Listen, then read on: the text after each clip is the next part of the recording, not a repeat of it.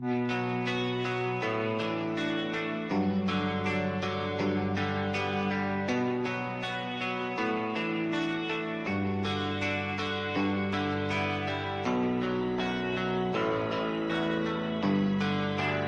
are you feeling? How long have you been here? 3 months, May 17th. And what brought you? That's difficult to answer.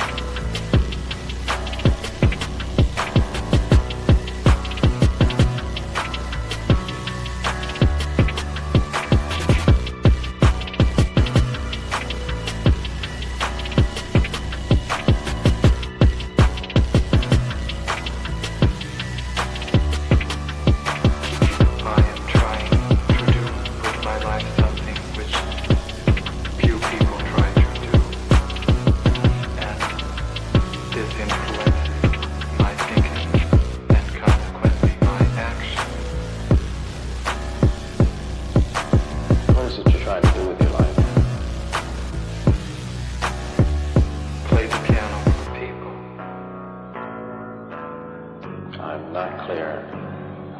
How is it that playing the piano for people has eventually resulted in your being here in the hospital?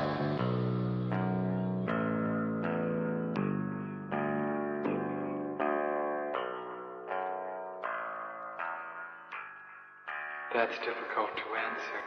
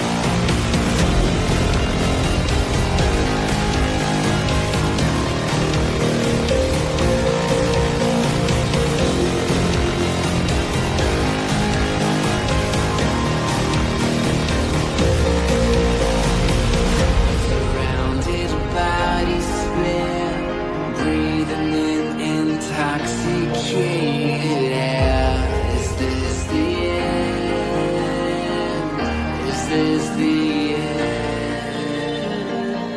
There's a noise inside my head of crying people facing death. Is this the end? Is this the end? Oh, I'm burning in the stone.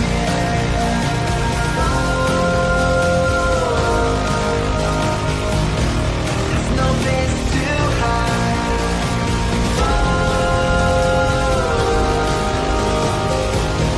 I'm burning in the stone.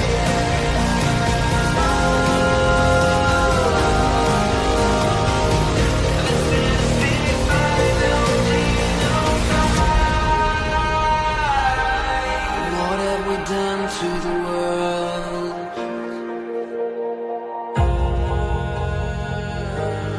What have we done to the world?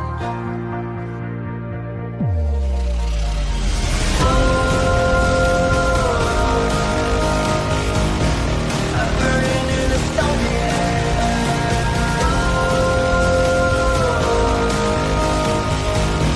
There's no place to hide.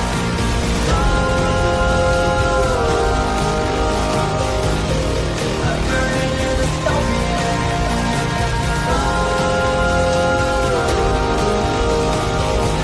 This is the final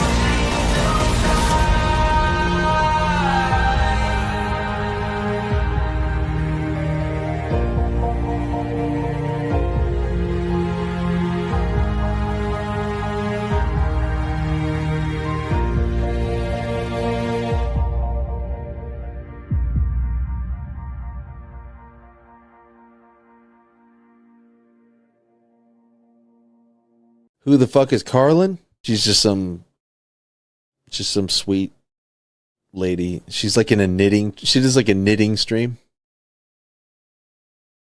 She's like a knitting YouTuber. She does knitting. Can we grow up a little bit and Alt not Girl be sent $200. retarded? Have you Please. seen the work of Karlyn Borysenko? Anti-commie cult leader and is obsessed with looking at what actual far-left communists are talking about and organizing today, infiltrating them. They infiltrated the universities, schools, media. She has the receipts to back it up. Primary source evidence. Infestation is dire and she calls Republicans idiots eating slop. Agree. Thank you for the big super chat. Yeah, oh, I know Karlyn B. She's solid. She's funny. I The like great her. noticer sent $200. Literally. So not it's, Ian. it's not because Yeah. I haven't dangled my junk into the combat zone on purpose to get some camera footage, but that's the big part of what's the Is that problem. what you call reporting? Go and live under, if streaming? you're going to do it, Yeah, go seriously. undercover. Otherwise you're wearing a hunk of meat in a lion's den. Nick Shirley, I love you. Take care of yourself, man. Karlyn Borysenko went undercover. Do stuff like that. Like if you want to expose this thing, don't pariah, But please. Ian, here's and I agree with you to an extent.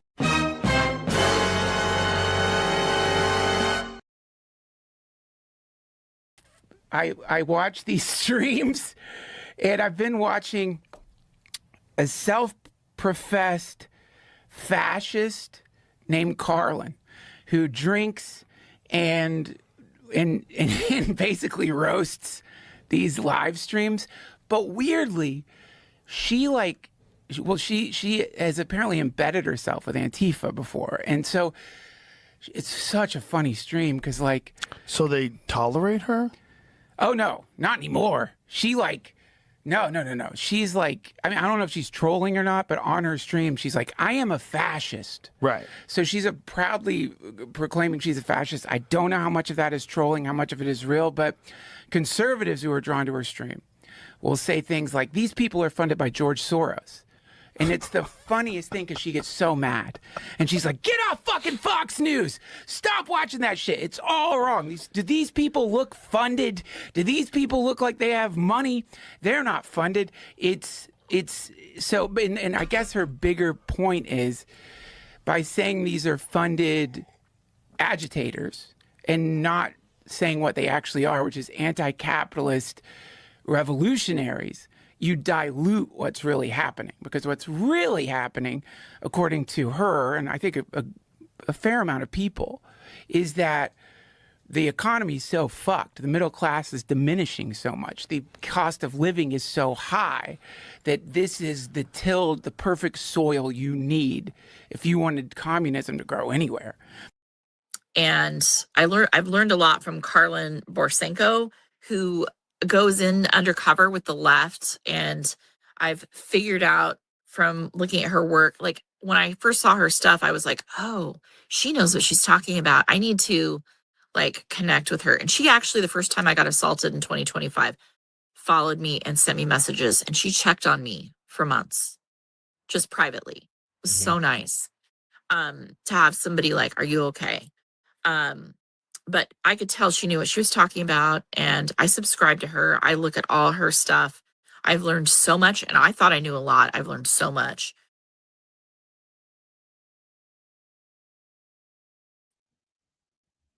I'm back.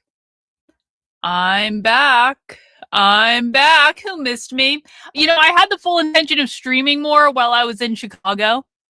I really did, but listen, I had a really intense couple of days. Let's just say that. I had a really intense couple of days, and by the time I came back from doing the undercover stuff on both Saturday and last night, all I wanted to do was lay on my bed for a little while and stare at the ceiling, and then take a shower so I could shower all of the queer off of me, and then go to the bar. And because I got 2 drink tickets a night with my hotel room, so I had free booze available to me. So I was like, can't waste this. This is like free money.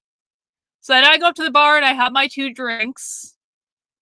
And then while I'm at the bar having my 2 drinks, I get DoorDash. And I let my, side note, before we get into the real shit, side note, I took a break from the no carb diet this weekend. I took a complete break from the no carb diet. And I just ate whatever the fuck I wanted. And it was awesome. It was awesome. Nick, it was 5 channel memberships. W's, bro. Thank you so much. I appreciate you starting us off strongly. We're going to do a channel membership goal today. Let's see how close to 100 channel memberships we can get. That'd be rad. So I had 3 Chicago hot dogs while I was there because, like, listen, if I'm being honest about it, one of the reasons I wanted to go to Chicago, I have not been to Chicago since I went undercover at the Socialism 2023 conference like 3 years ago. I love Chicago. Chicago, okay, I know it's crime ridden and you can't go into certain neighborhoods and stuff like that, but Chicago is a magnificent city. It is a magnificent city. I mean, every time I go there, I'm just in awe of like the architecture, and all the buildings are so beautiful, and it's like they're all so different but they all work together, and it's just like it is a beautiful city to walk around in. It has its own quirky culture. Like, I love Chicago, and it really makes me upset that it's so leftist. It's like the leftist mecca because it's such a cool city. And to be objectively honest, I think the Chicago-style hot dog is one of the greatest inventions in the history of humanity. Like, who the fuck thought of that shit? Who the fuck thought, we're going to have a hot dog, and you're not allowed to have ketchup on it because that is verboten in Chicago, but you can have slices of tomato, and you can have a pickle, and you can have little peppercorn things, and you can have celery salt, fucking celery salt they put on these hot dogs. And then you can have onions, and then you can have relish, but not just normal relish that is dyed extra dark green to make it even more pronounced. And you put all those things on the hot dog, and it's perfect. It's perfect. It's so messy to eat, but it's perfect. And so I had Chicago hot dogs on 3 separate occasions, and for that alone, it was worth the trip to Chicago. I'll tell you that. W. Chicalago, I really appreciate it, bro. Thank you so much for the gifted channel membership. So I also had normal pizza with a normal or like a Chicago. I went to the first ever like Pizzeria Uno because it's kind of kitsch and it was right near my hotel, and so like whatever. And I was like, and this was on Saturday night. I was like, I am having pizza. Like, I'm gonna have real pizza too. I'm not gonna have chicken crust pizza or low carb pizza.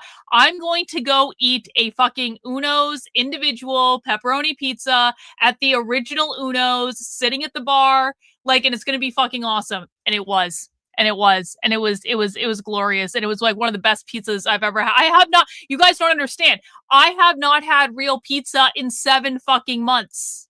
Okay? I haven't had hot dogs with a bun in 7 months. I also had a milkshake. I haven't had ice cream in 7 months. I also had, what the fuck else did I have? A cheeseburger with an actual bun.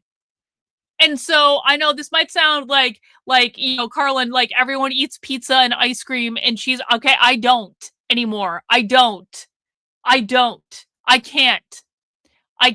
I have committed to the no carb, no sugar thing so well that now everyone thinks I'm on Ozempic. And somehow, can I tell you guys, I now fit into a size fucking 4. Like I went shopping. Hang on. Let me get these channel memberships. Let me honor the people who are donating channel memberships. John, W's to you, good sir. Thank you so much for the 5 gifted channel memberships. Prita, thank you so much for the gifted channel membership. And I so appreciate all the sharing you're doing on Twitter. It's awesome. I appreciate it. Can I tell you guys? So I stayed on the Magnificent Mile in Chicago where, you know, usually, okay, so this is a pro tip.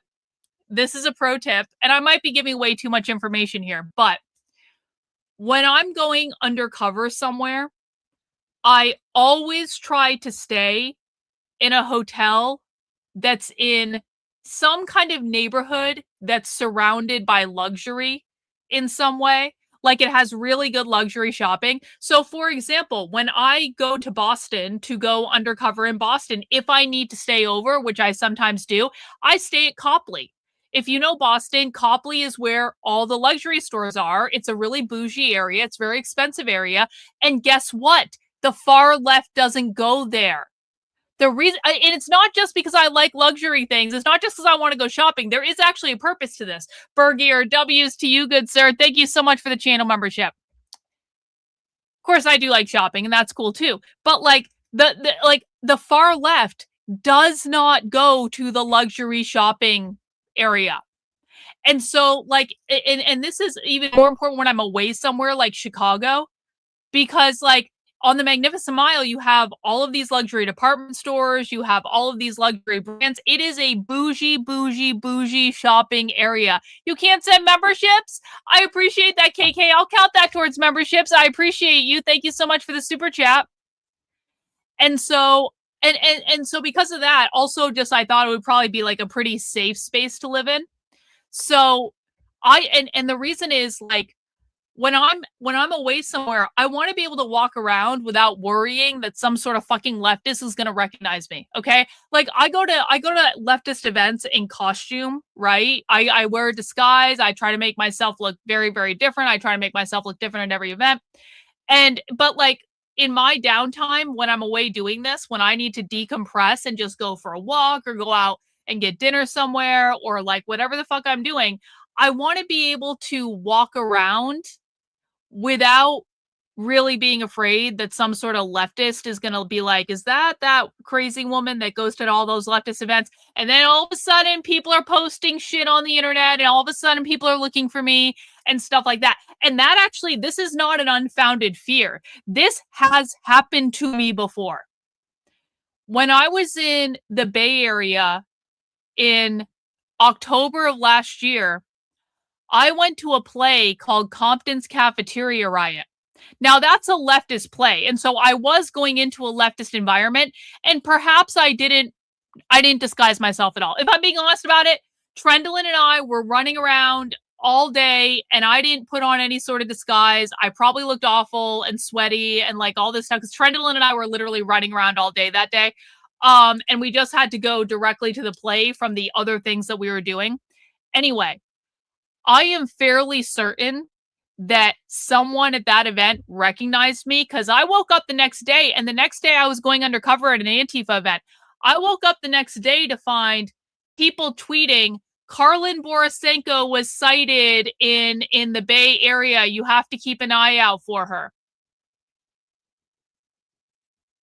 So this is not an unfounded fear that I have, that I might just be out doing something and someone's going to recognize me and put it on the internet. Okay? So anyway, this is a really long story, but whatever. We're allowing people to come in and we're going to talk about, and Mac B, can I postpone your movie night a little bit? Mac B, I'm so sorry. I'm such a bitch. I just have stuff I want to show people, and I know you'll forgive me, Mac B. I know you'll forgive me. So I went shopping in my downtime because there were a lot of department stores. And so I was like, you know what? I don't have access to this stuff in person all the time. I live in New Hampshire, and even in Boston, we don't have access to all this. So I am going shopping in person, not on Whatnot for once. Prita, thank you so much for the super chat. Glad you're back safe.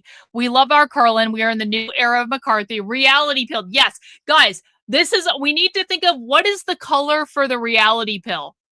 That is what we're doing to people on this channel. I'm totally stealing this from Prita. I admit that I'm stealing it. Like, we are reality pilling people. This is not red pilling. This is not black pilling. This is not white pilling. This is not green pilling. This is reality pilling. We need to figure out what color we're going to have for the reality pill. Can't be red, obviously. Gold. Maybe gold. Maybe gold would be a good color. That's a good idea. We should think about that. So I went shopping, and I bought some clothes. And can I just tell you, like, my jaw hit the fucking floor when I realized that in designer luxury clothes, I'm now a size 4. My jaw hit the fucking floor.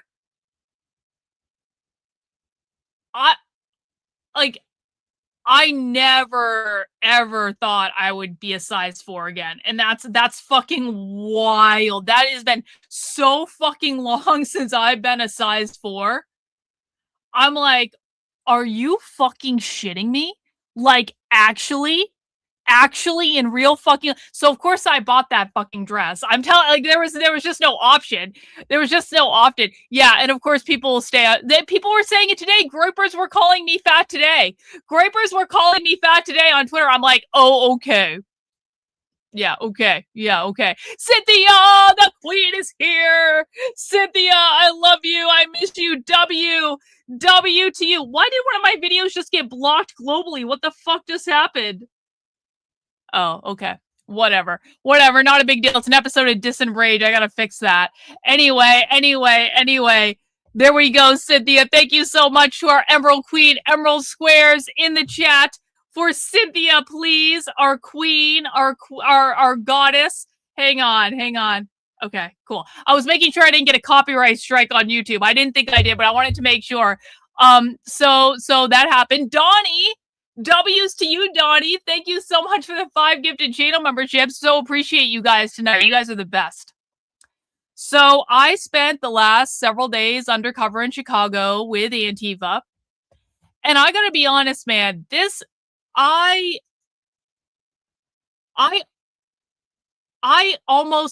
feel like I almost didn't pull this off.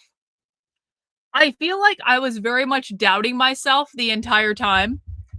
And especially at the Trans Liberation March that I went to last night. I posted a video about it last night after I got back. Especially after last night's event. Like, I almost didn't go. This is a true story. I almost did not go. Because the thing is, yesterday I went to the Chicago Pride Parade.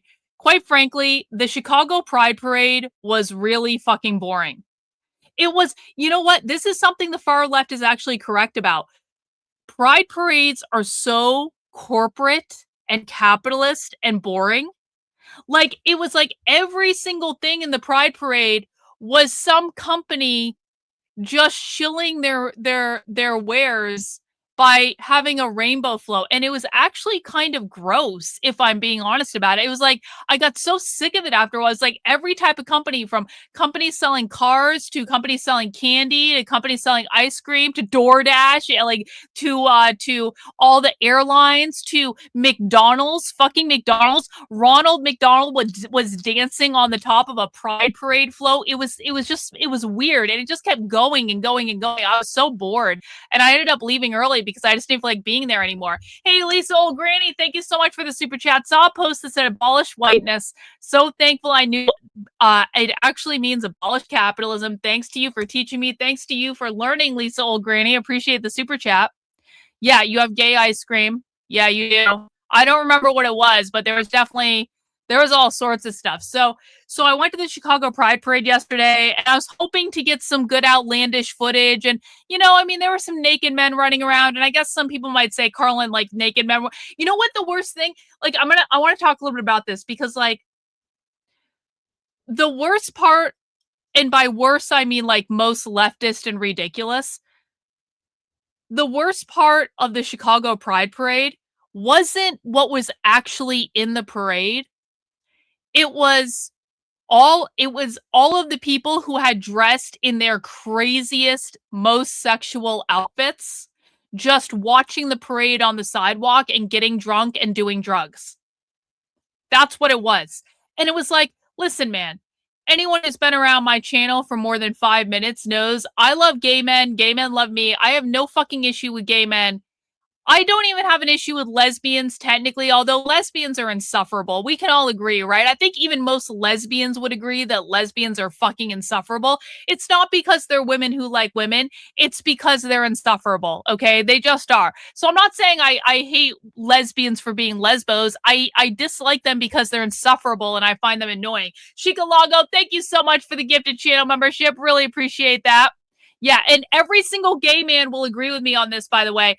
Every single gay man in the chat, of which there are many, will say, yeah, Karlyn, we hate lesbians too. I know, we're the same. I know.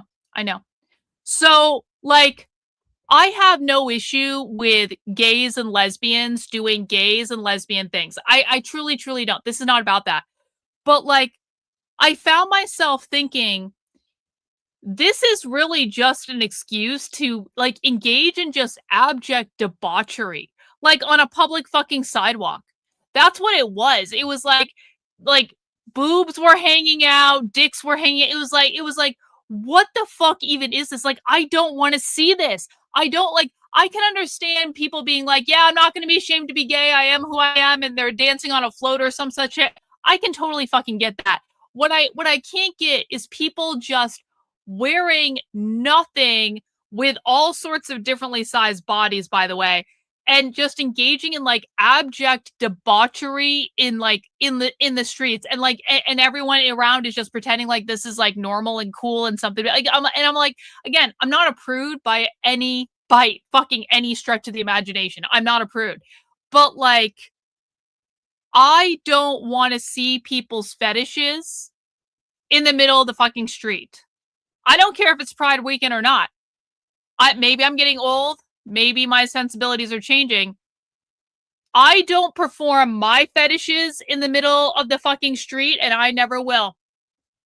I don't want to see other fucking people performing their fetishes in the middle of the street. And it's just like, and there were so many kids around, and I was just like, are you shitting me? I was standing behind a lesbian couple that brought this baby, could not have been more than a couple of months old, okay? This couple of lesbians brought this very, very, like, I mean, 3-month-old child is my guess, 3 to 6 months, like something like that. It was not even a year old. They've brought the baby to the Pride Parade. They've put earphones on him because it's so blaring loud. They've got sunglasses on him, and they're just dancing him around and showing him all of the debaucherous shit going on. And this is happening right in front of me, and I'm just like, okay. Whatever. So I ended up leaving the Chicago Pride Parade yesterday, and I went back to my hotel, and it was like several hours until the Trans Liberation March. And so I kind of went and got some lunch, and I just chilled the fuck out. And I was like, Karlyn, do you even want to go to this trans liberation thing? Like, I don't know. It seems like, and part of my thing was like, I really thought it was going to be extremely leftist. I mean, probably, I thought it was going to be more far left than the Dyke March. And it was. It was. And I was actually afraid because I thought that there were probably going to be less people there. And I thought it would be more difficult for me to blend in. And I was kind of worried that maybe the Dykes had gotten wind of what I was doing, or they had started to figure it out and piece it together, but they didn't.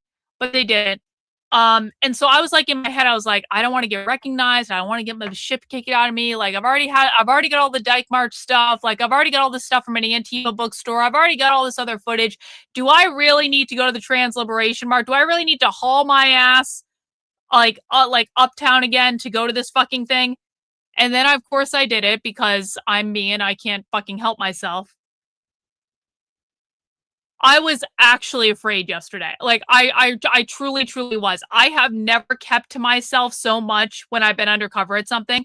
I wanted to talk as little as possible. I just kind of kept my head down. I tried to just like be discreet about all the recording I was doing. But like, I was like, let me just be brass tacks. Like, once we got to the park where they had all their events, there were no cops around. There were cops on the march, which there weren't supposed to be, by the way. The cops were not supposed to be there. But the cops showed up anyway because they got wind of it. And so, you know, it was what it was.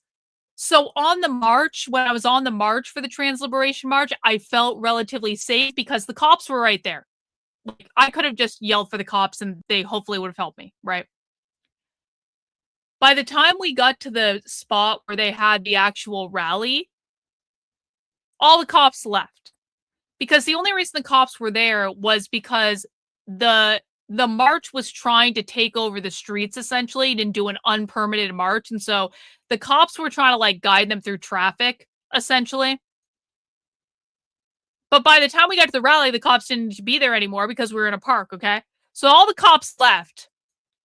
And it's just me and 200 militant queers, many of whom are on some form of trans hormone, many of whom are also making their hormones themselves and deciding their own administration protocol. And I want people to understand this.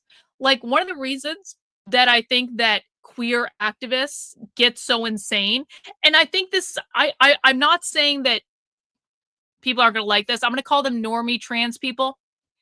I'm not saying that like trans people like Caitlyn Jenner and Blair White and people like that do this. I think that queer militants are a different group of people than like what I'm going to call normie trans. Queer activists fuck with their gender as a political statement, okay?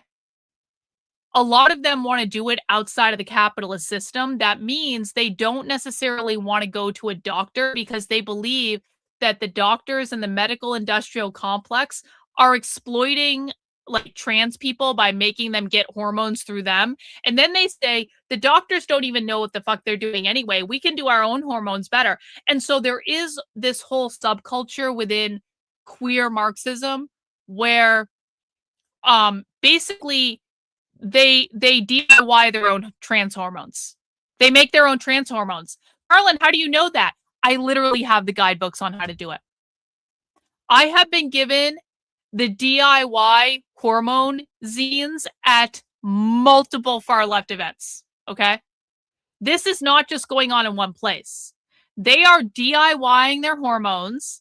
They are creating their own, which means they're actually making them. They're creating the concoctions. They're ordering shit off the internet and creating their own hormone concoctions. And they have all sorts of recipes to do this. And some hormones are injected and some are taken as a cream and some are like, it's just like they have all these different things. And so they were also handing out injection supplies for the hormones at both of the Dyke March and also the Trans Liberation March. And so, like, I don't think this is something that's really been talked about on the right. Do you want to know why a lot of these people are mentally ill? Because they're literally DIYing their own trans hormones and creating their own trans hormoning protocol without the help of medical professionals. And it's one of those things where it's like, that cannot be healthy, what they're doing. Just based on the behaviors of these people, you can tell they are off. You can tell that something is wrong. And my guess is that in more cases than probably not, it's coming from the DIY transing hormones that they are brewing and then injecting into themselves as part of their queer subculture. I could be wrong, but that's my guess. Anyway, so my thought process behind why I was actually really fucking scared at the Trans Liberation March is that I was like, I don't know what these people are going to do. The Dyke March is an extremely radical left event. I went to the Dyke March on Saturday. However, probably 50% of the people at the Dyke March are actually just lesbians. They're not all queer activists at the Dyke March, although many of them are, and there certainly are queer activists there. But like the Dyke March is a little bit like, that's not to say it's not dangerous to be around them. If they know who you are, they will go after you if they know who you are. It is less dangerous to be around the Dyke March than it is around the Trans Liberation March, because the Trans Liberation March just has a higher kind of like, density of people who are on DIY transing hormones. And so it's kind of like, I was sitting there in the park with these people, and I'm just like, I'm in my head going, you don't know what these people are going to do. Like truly, like there is no way to predict what might happen when you have people that are fucking with themselves in that way. Also, and I have video of this from afar, as I was at the Trans Liberation March, the rally afterwards, they were literally holding a queer fight club. That's what they called it. I have them on video calling it this. They were literally, there were about 50 fucking queers that were in a giant ass circle in the middle of a field learning self-defense tactics and doing hand-to-hand practice combat. I swear to God. They had 2 different workshops around what they call Queer Fight Club, queer self-defense, in which they were all riling each other up with actually like doing this hand-to-hand, whatever the fuck they were doing. I stayed as far away from that as possible. I was like, I am not going anywhere near this, if for no other reason than I'm wearing a hat and I don't want someone to rip it off, because then they might know who I am. So I had a big ass hat on. It was a glorious hat, by the way. So I am genuinely shocked that I pulled off the Trans Liberation March one. I really, really am. The Dyke March, I felt like comfortable with. And I also went to an Antifa bookstore. I felt comfortable I could do that. The Pride March wasn't going to be a problem. Like, the Pride March is not even really, I don't even know if I would say I was undercover at it, although I was wearing the same hat. Like, I wasn't trying to be recognized or anything. I am very, very, very, very, very surprised that I was able to pull off the Trans Liberation March thing with as much video as I took, because they did not want people using their phones there. They did not want people using their phones, and I was just kind of like, you know what, maybe someone will come up and talk to me if they don't like it, whatever. I was just trying to be discreet and not bother anyone. Little Miss, thank you so much for the gifted channel membership. W's to you, good sir. And I got away with it. And I'm genuinely shocked. And I have a ton of video I have not released publicly yet. I have a ton of video from both things that I haven't released publicly yet. And so we're going to look at some of that stuff tonight. And I'm going to give you guys, I'm also going to show you guys the zines that I got, because of course I got zines. Of course, I got propaganda, mostly from the Antifa bookstore, if I'm honest about it, but I did get some at the Dyke March. They weren't really handing out a lot of stuff at the Trans Liberation March. The Trans Liberation March was more just like making noise in the street and being like ridiculous, but there were a couple tables that were set up that were handing out stuff at the Trans Liberation March, but there really just wasn't that many. Thank you so much for the super chat. I appreciate it. They're medically modifying themselves, including their brain. Yeah, that's the problem. That's the problem. That's the problem. No, they look for those. They look for them specifically.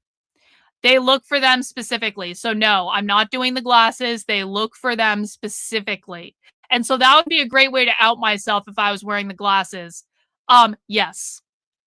Yeah, there are new zines. Yeah. Or at least ones I hadn't seen before. So a whole bunch from the Antifa bookstore that I haven't seen before. So we're going to go into that. We're going to go into that. Actually, do you guys want to start off by seeing the Antifa bookstore? Now, listen. This is my raw footage. These are like my raw images, okay? I haven't looked at a lot of this stuff yet.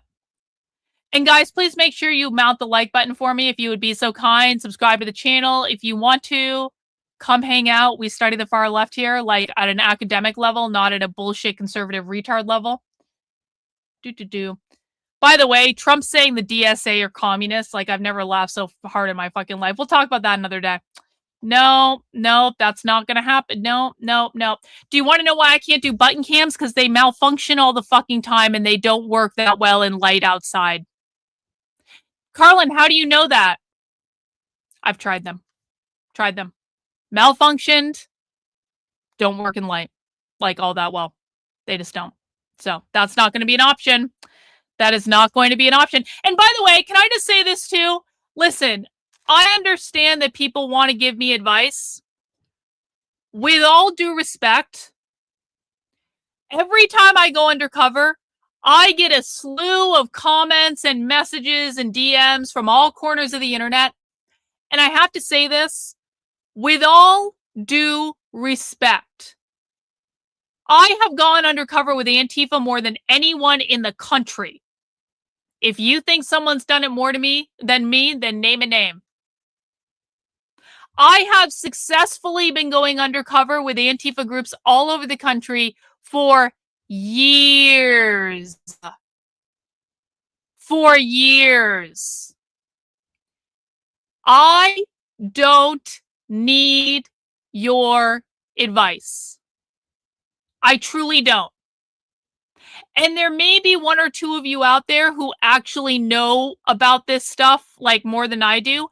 But and again, I say this with all due respect. I know people are trying to be helpful, but do you know how aggravating it is to get advice from people who have never done what I do, who don't understand all of the ways that I've done this, who are brand new to the channel? And again, you might mean well, and I think that most people do mean well, but like literally shut the fuck up because it's incredibly annoying.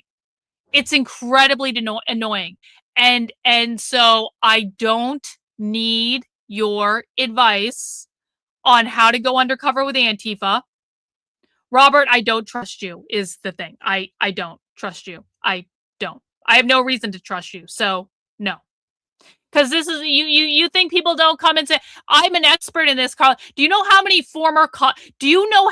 former fucking cops have come to me saying, Carla, I'm going to help you do this. And then they give the worst fucking advice imaginable. They actually give the worst fucking advice like imaginable. Oh, bro, I don't believe a word you fucking say. Shut the fuck up. You should have listened the first fucking time. And I'm like, and because they're a former cop, they expect me to just take their advice. And I'm just like, and then I have to pretend to be fucking nice to them. Do you know how often that's happened to me? And then if I don't want to take their advice, they get pissy just like all fucking conservatives do when I tell them no. This has happened to me over and over and over and over and over and over and over again. And I'm just like, I don't need your advice. You do not know more about this than I do. You have not done this more than I have. There is no one who's done this more than I have. So perhaps keep it to yourself. Perhaps keep it to yourself. That's all I'm saying. For the sake of my fucking sanity. Little Miss, thank you so much for the super chat. I've been around for years and I'm still learning. I mean, me too, bro. Me too. Me too. That's parenting. Yeah, I'm not your daughter, guys. I'm not your daughter. Anyway, let me show you guys. Now, I do two different things when I'm at these events. I try to take as many pictures as possible when I see like interesting things. So this is in what's called the Pilsen district, I think, in Chicago. And this is the place where these are pictures I took on Saturday. And so basically on Saturday, the first place I went is a place called Pilsen Community Books, which is an Antifa bookstore. I'm going to show you inside the Antifa bookstore, and I'm going to show you some like videos that I took. I take a lot of short videos too because I'm thinking about cutting them into reels. So I'm going to show you stuff from like inside the Antifa bookstore so you can see what's there, and I'll show you the zines I got from them and stuff like that. Focus, thank you so much for the gifted channel membership. Appreciate it. It's well, yeah, this makes sense, and I'm going to tell you why. Yes, it is very much a Mexican neighborhood. Yeah, I didn't know that explicitly, but I kind of knew it because walking around the Pilsen, there were these know your rights signs every fucking where. And so, like, when I get out of the lift and I just see, like, basically a row of know your rights signs on, like, every street, like, every area like this on the street, I'm like, oh, we're around immigrants. Okay, got it. We're around immigrants. W, she logged up. Thank you so much for the gifted channel membership, bro. Little Miss, thank you so much for the super chat. Thank you again for going undercover. Much respect and support. I so appreciate that. Thank you so much, bro.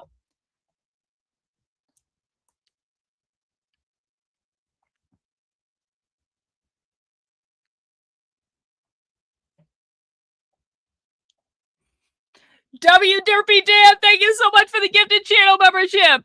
Thank you, thank you, thank you. Let me add those to our goal so we don't get off track with that. So the know your rights signs were fucking everywhere in this neighborhood.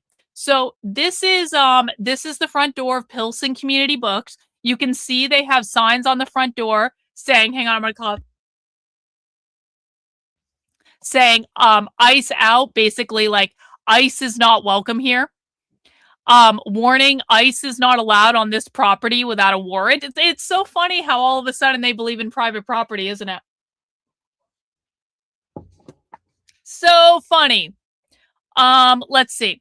You walk into the bookstore, and this is basically a rack of zines. That is one of the racks of zines that they had, and so that was right there. Here are some books they had. The First Pride Was a Riot. All the books that we looked at on this channel. Be Gay, Do Crime, Towards Gay Communism. All the typical shit that we see coming up over and over and over again. They had Mayday stuff up. Oh, this was in the bathroom. Oh shit. This is in the bathroom. Actually, I've got some video from in the bathroom too. So they had a bathroom that the public could use, which was great for me because I really had to pee by the time I got there. So I was actually really excited that the socialists had like an open bathroom. But look, they're doing mutual aid in the bathroom where if I need Narcan, I can get the Narcan or Band-Aids or condoms, or I think there was also Plan B in there, or tampons. There's mutual aid in the bathroom at the Queer bookstore. This is their event space at the Queer bookstore. So they got this whole big place where they can have meetings and events. You can see they got their Palestinian flag.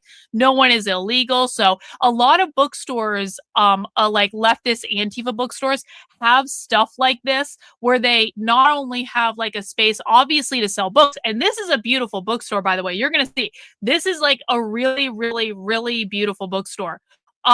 But they also usually have like event or education spaces because a lot of these like far left radical bookstores, and by the way, there are far left radical bookstores in like every major city in the country. So if you want to know what's near you, just go into ChatGPT and say, what are the radical revolutionary socialist bookstores near this major city or wherever you live? And you'll get a whole list of stuff. You can go on your own and check it out.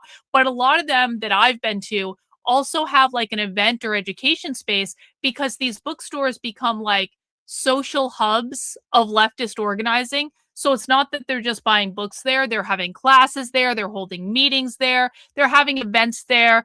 They're doing social things and stuff like that. And so you can see they've got a huge event space in that bookstore. Thank you so much, H-Tom. Appreciate you very much, bro. Let's see. You can't really see this. They had a bunch of kids stuff. This is not a good picture because I was trying to be covert. They have a whole baby feminist series that I thought was kind of funny. This is the children's pride section. So they had this whole section of stuff for kids to teach them how to be good little queer communists and stuff like that. Let's see. I think I just took some pictures of some books.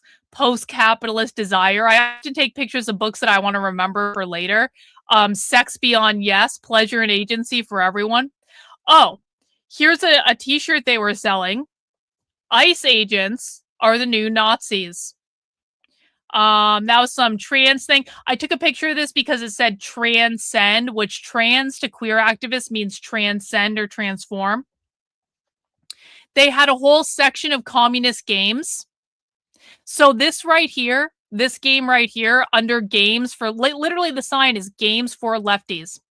This is their version of Monopoly, which it's like Monopoly, but instead of competing with each other, they're building a communist utopia. Let's see. Oh, that was a zine on the Spanish Civil War. I wanted to send that picture to Amalek because he's been bugging me to learn about the Spanish Civil War. They had a whole billboard of stuff where I think I have video of the billboard. We're going to go through some like short videos that I saw. Yes, I did. They had a sticker. I have it in my bag. They had a sticker that said ACAB, always carry a book. So I did get one of those stickers. Yeah. So this is from their kind of like socialist organizing billboard about forming unions and, you know, different things that they're doing, different events that they're doing. Look at that. Like there's a whole communist media thing. This is what you see in the bookstore when you first walk in. And so you can see the very first thing you see is the cash register has a big banner on it that says, all you fascists bound to lose. Thank you, Victor. Victor just walked upstairs in his underwear without a shirt on, holding my suitcase on his shoulder and then flexing his arm like on the other one. Victor, I should have taken a picture of that. We'll have to do that later. That was hilarious, actually. So, yeah, so you can see this is a beautiful bookstore. This is not like something, this is not something that that if you walked in, you would think that you wouldn't think this is like an Antifa dump, right? This is a beautiful, respectable bookstore. But it is an Antifa bookstore. Okay, let me show you some of the videos I got. And again, these are just going to be short videos. Let me just go through them real quick. I'm going to show you guys the most relevant ones and hopefully in order that don't replicate what I've already shown you. You already seen that. That's the t-shirt. Hang on. Okay, so this is going to be a little bit of a close-up of their, in support of Victor. Yeah, Victor puts up with a lot. Victor, thank you, Little Miss. I appreciate it. Victor puts up with a lot. Let me see. So this is the game section a little bit more up close. You can see Community Garden. That's the name of the game. Community Garden is the name of their communist monopoly. So they've also got a sign right there. The sign says capitalism is hunted. The cracks in the structure and where the...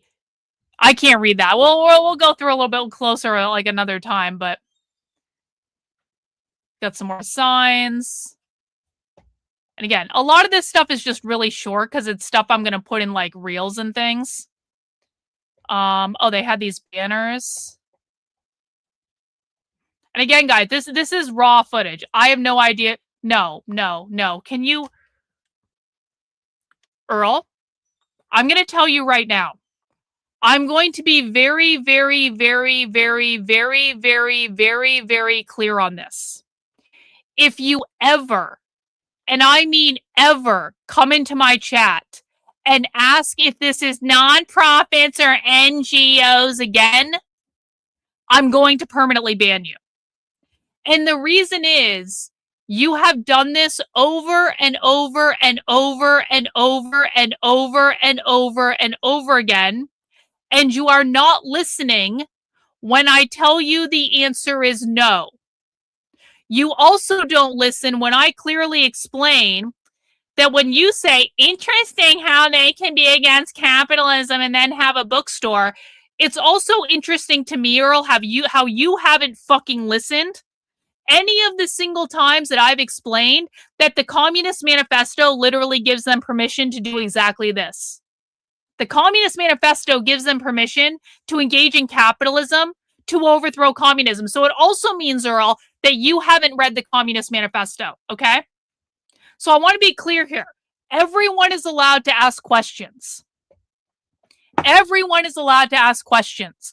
What you are not allowed to do is ask me the same fucking question over and over and over and over and over again and not accept the answer that you're given. And if you continue to ask the same fucking question, I'm going to assume you're a low IQ retard and you're not listening and you're wasting my fucking time. So no more. Not that you can't ask questions, but if you ever ask that specific question again, then I'm being very clear what's going to happen. And you have been here long enough to know this, if we're being honest about it. So these are some banners they had hanging up. Can you guys hear the sound on this, by the way? I don't know if you guys can hear the sound. I can hear the sound. I just don't know if you can. Get rid of that one. Let me see the next one. Sorry, guys. Like I said, this is raw footage. I haven't even... You can't hear the sound? Okay. So we can just... I can just show you the videos then. So there is sound. It should also... Oh, wait. Wait, there's a tab I can do this. Hang on. Oh, shit. I would need to restart Chrome. Hang on. Hang on one sec. Maybe we can get this set up. Hang on. Well, you don't need to see my system settings. Hang on, hang on, hang on. Hang on, hang on, hang on. It already is turned on. Okay, let's just see if you guys can hear it. It already fucking is turned on. I just didn't have the check marks checked. Okay, so this is when you come in the bookstore, there are little, like, Antifa organizing wall.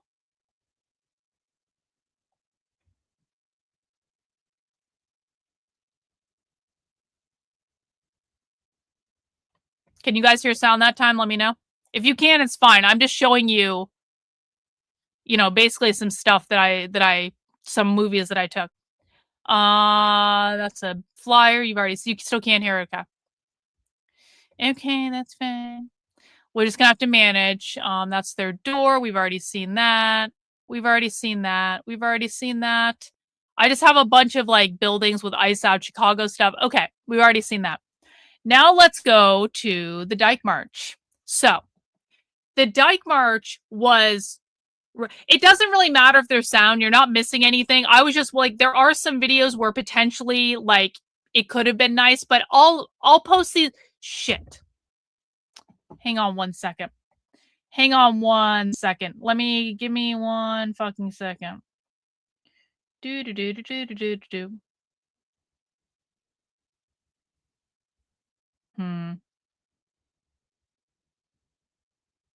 Shit. I might not be able to do this. We might have to watch some of this stuff tomorrow. That'll be okay. Hang on. And again, sorry guys, I am doing this in real time. Let's go back to the bookstore. Okay. Actually, can I do this?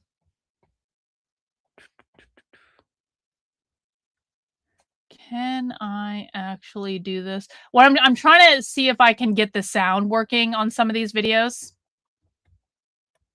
Or at least have it so we can hear it. Hang on.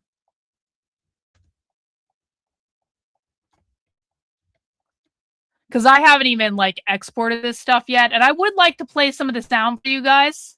I would like to do a premiere of some of the speeches. Honestly.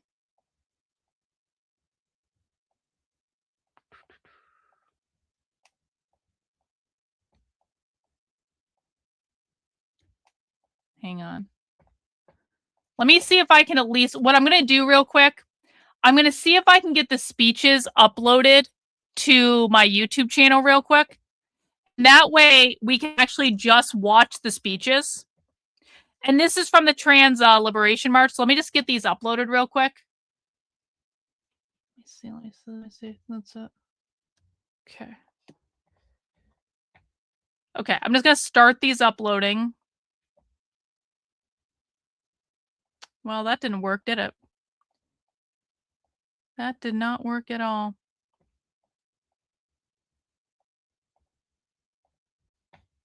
Can I put these in Chrome? It's almost like I'm supposed to be a professional streamer on the internet over here. Almost like I appreciate you guys bearing with me though. I'm trying to make this so we can watch some stuff. Oh, my YouTube needs to verify it's me. Hang on.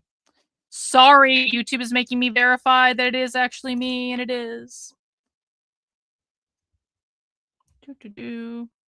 Probably because I just opened up YouTube since I got home and I was in a different place. Yes, it's me. Let me into my channel, assholes. Okay. Let me start these videos uploading. And we'll be able to watch some stuff. Actually, let me do the Dyke March as well. Let me just grab the Dyke March one real quick. Because I do actually have a video of the entire Dyke March as well. Is this it? No.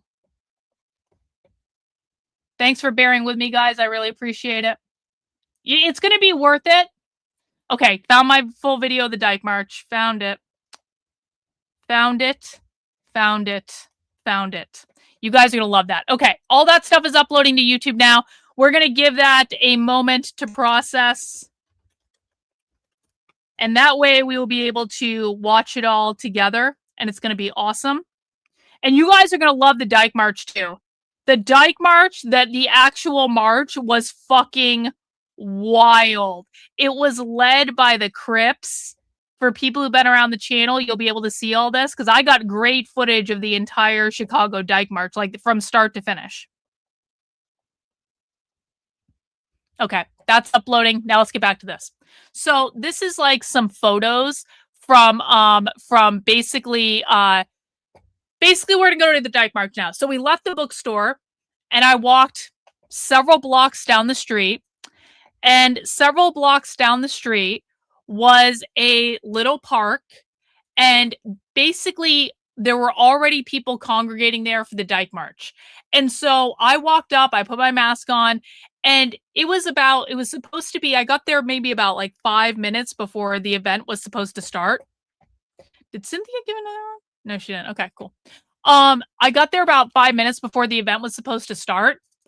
And then they had technical difficulties because they're socialists. And then it took them half an hour to finish the technical difficulties. And so I was left to just sit there with hundreds of queer, Crips, trans people, all sorts of insanity. And I just had to sit there and try to blend in for it felt like I was there for fucking hours. So I have some photos from the Dyke March. These are in no particular order. And, you know, there are a lot of people that look like this there. There were a lot of people who look like that. Here are some other ones. Oh, you can see this is Act Up Chicago. Act Up Chicago was there. Obviously, they were also at the Trans Liberation March. I don't really know what I'm trying to get a picture of there. I think I was trying to get a picture of this guy's shirt. This guy's shirt said post-gender on it. So I wanted to get a picture of that because that is what they're trying to create. They're trying to create a post-gender world. They are trying to get rid of gender entirely. And so I thought that the guy wearing the post-gender shirt was really interesting. That was the cops who were there, and they didn't like that they were there. This is the table of Socialist Alternative. Socialist Alternative was recruiting all over the place. Socialist Alternative was at the beginning of the Dyke March. They also had another table at the end of the Dyke March with different people there. Socialist Alternative was all over the Chicago Pride parade. They had tables and tents set up where they were recruiting people. I don't think I saw them at the Trans Liberation March. I'm pretty sure I didn't, but they were really heavily recruiting this weekend. Thank you so much for the generous super chat, Rod. Thank you. Take care, Karlyn. These crazies are extremely violent. I am aware, Rod, rather. I am aware, Rod. Thank you so much for the super chat, bro. You rock. Let's see. I'm trying to get a picture of this guy's sign. Oh, this guy, I took like probably 15 pictures trying to get a good picture of this sign. This sign says not gay as in two moms, but queer as in globalize the intifada. Let's see. Another picture of that sign. That's just me taking a picture of myself. Do you guys like my outfit? This is I'm so mad I can't use this wig again because I only used disguises once because I want to be able to show you guys what my disguise is. I was also wearing a Protect Trans Children t-shirt. So, this wig was attached to the hat. And I actually found that I was much more comfortable wearing this wig than I was wearing the previous wig because I had the hat on, so I felt like it was more secure. So pro tip, just in case you guys don't know this, if you are going undercover, you can get wigs that are attached to hats, and they're much more comfortable to wear. And I actually got a lot of compliments on my hair. People are coming up to me, they were like touching, like, your hair is so beautiful. And I was like, I'm just trying not to laugh. No one seemed to fucking figure out it was a wig.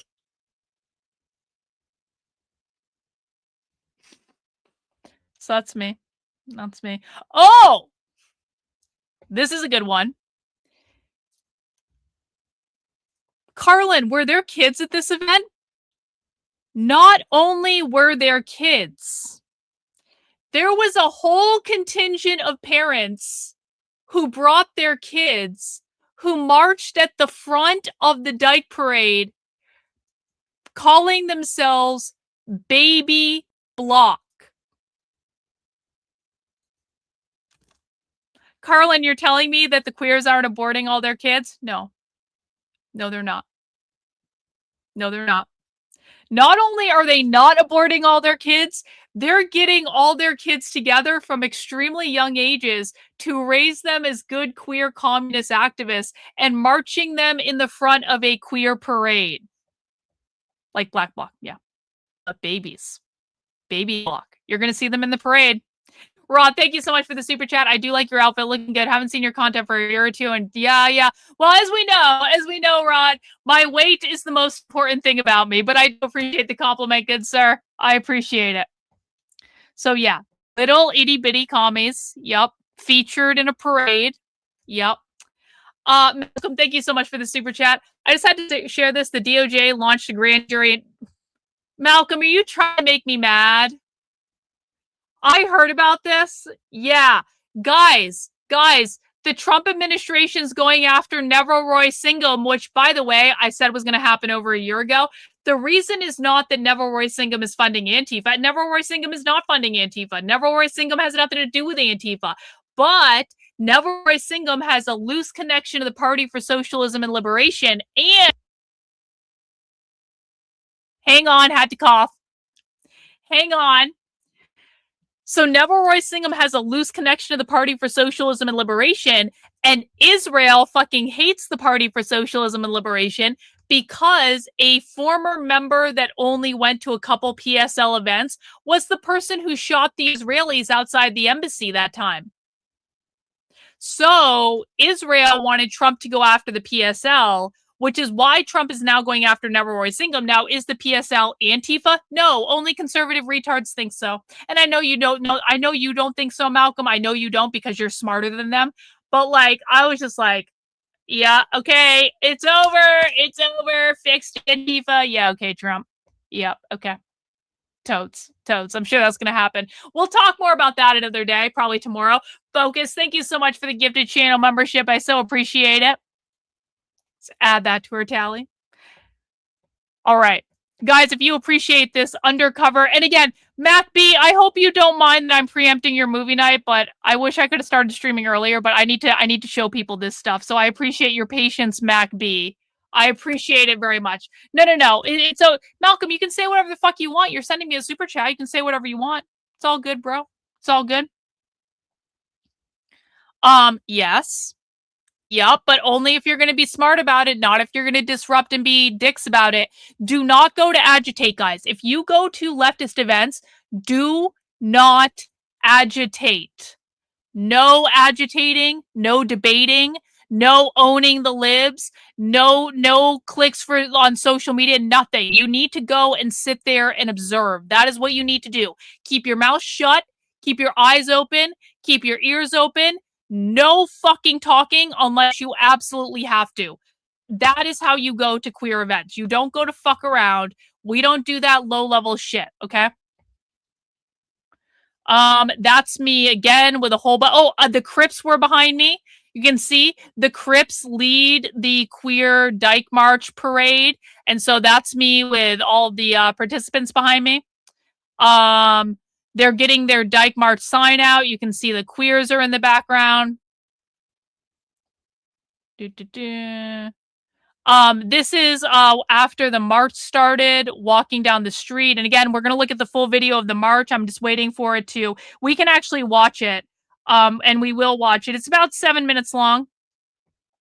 I'm going to get that up for us so we can just watch it and go right into it. But we're going to look at the rest of these pictures first. I'm just getting the link up so we can go right into it. Okay. And again, guys, I have not looked at a lot of this stuff. I'm kind of doing a download with you here. Oh, this was the fucking abortion table. Yo, the abortion table was fucking crazy. These were like, look, this is all their mutual aid stuff. They've got condoms and all sorts of sexual stuff and pregnancy tests and Plan B and all that shit. Alf was there.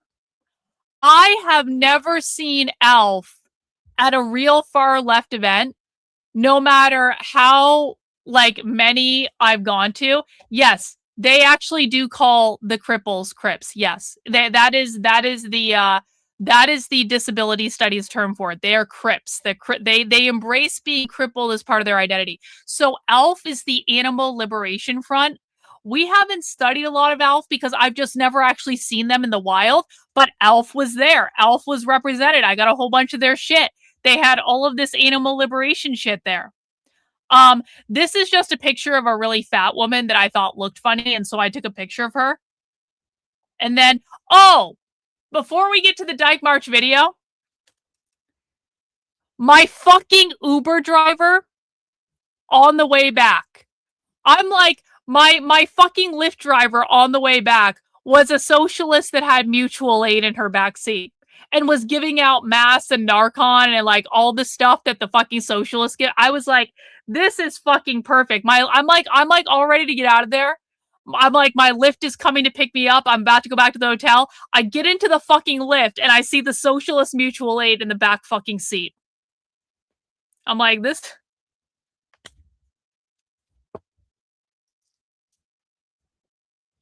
Perfect. Okay. Perfect. Yep, you're allowed to take it home. Yeah. Mm-hmm. Yep. All right, let's watch the Dyke March video. Now, again, this is my raw footage from the event, and so hopefully it came out. So, here it is. First time ever being shown anywhere. The Chicago Dyke March 2026. Let's get this party started.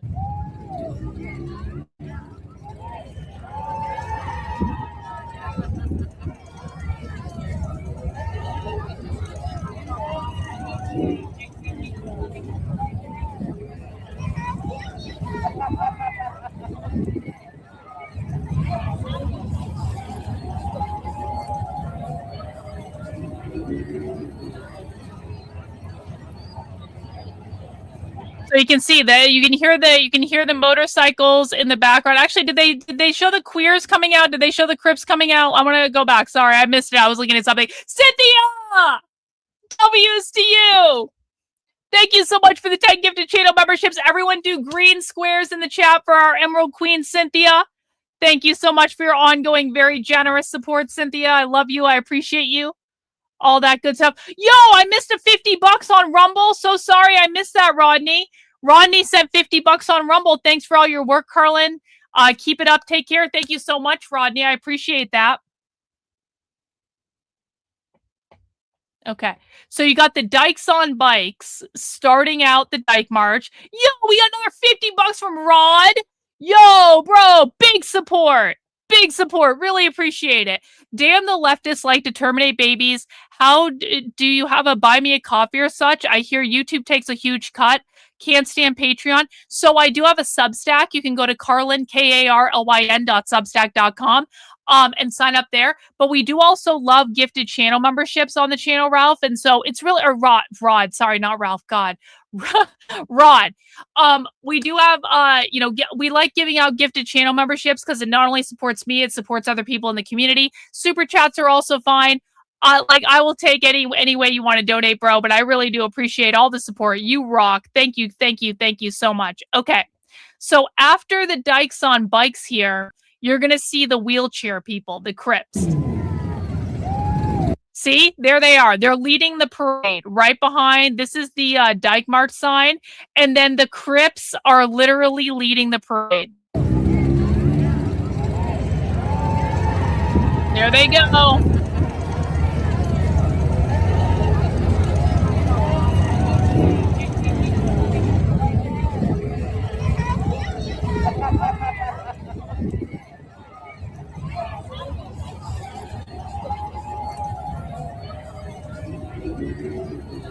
Everyone's wearing their masks.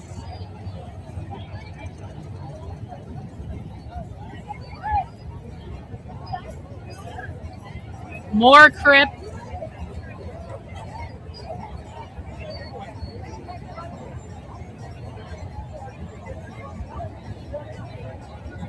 By the way, even though this was called the Dyke March, probably, I want to say at least 40% of the women there were actually men. Like, it was a very high percentage of male to female or male to femme non-binary transing.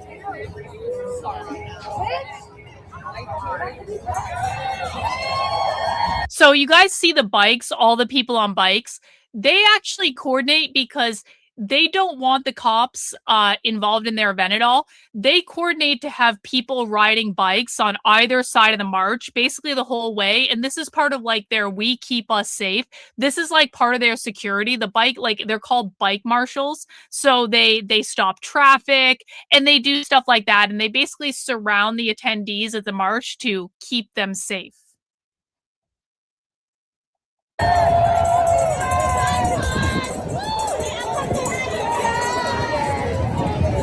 There's a big one.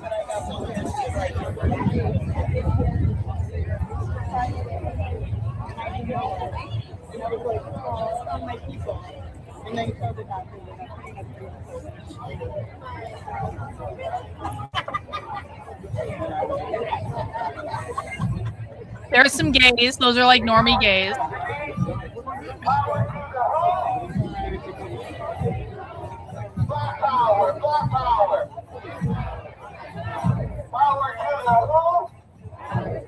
So I actually have a video of all the different chants throughout the march, and I'm gonna make a compilation of all the different chants. I have it for both the Dyke March and for the Trans Liberation March. And basically, I was like recording myself doing the chants essentially because I didn't want to draw too much attention. So I basically had the camera on me, but I was also trying to get the crowd behind me. So I am gonna be making a compilation of the chants, because I participated in both these marches. I marched the whole way with them. So I have everything that they were chanting the whole way because I was actually this is me filming at the very beginning, but I actually participated in the whole thing because I wanted to get the full experience. All right. So I do have all that. We aren't going to watch it tonight, but I will be putting it together. Take power, take power. Take power, take power. Power to the who? Power to the who? Mexican power. Mexicans. Okay, listen. Do you know how many fucking people have said this to me? This is another one of my pet peeves, and I'm going to be a little harsh on you, but just understand it's not just about you. I have seen a comment like this probably close to 500 fucking times across all of the different platforms in the last 2 days. And the thing of it is, it's not even true. There are a lot of criticisms you can make of the left. I'm not saying I've never been around leftists that smell bad, but it is actually not that common. And it is really fucking annoying when the only thing you guys can muster is, I bet the smell was horrible. It's low IQ. It's fucking beneath us. And so again, this is not just about you. This is about the 501st time. For you guys all think you're being so fucking original. No, hundreds of fucking comments across all the different platforms I post on saying exactly this. And it's annoying as fuck. And quite frankly, it just shows you guys have never actually been around the left. So it shows you're actually coming from a place of ignorance. Well, guess what? You don't have to be here. You don't have to be here. In fact, let me make it real easy for you. You think this is boring? You don't fit in. Permanently banned, deported, go away. Go watch something. You need to go to TikTok where you're going to get all sorts of quick cut clickbait shit, and that's more your speed. We're doing actual research here. Black power, black power. Black power, black power. Power to the who? Power to the who? Take power, take power. Take power, take power. Power to the who? Power to the who? Back power, back power. Back power, back power. Power to the who? Power to the who? Queer power, queer power. Queer power, power to the who?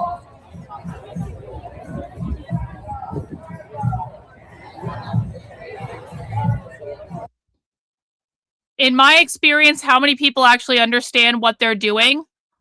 All of them. All of them. 98%. It is not the left that does not understand what they are doing. It is the right that does not understand what they are doing. The right has no fuck off clue what's going on. The right has no fucking clue what these people believe. The right has no fucking clue of what these people are like in real life. The right has no fucking clue, and because the right has no fucking clue, they assume the left has no fucking clue. But in fact, they know exactly what they're doing. The vast, overwhelming fucking majority of them, they know what they're doing. The right does not know what they're doing. Yeah, exactly. No, he doesn't understand Republicans. Exactly.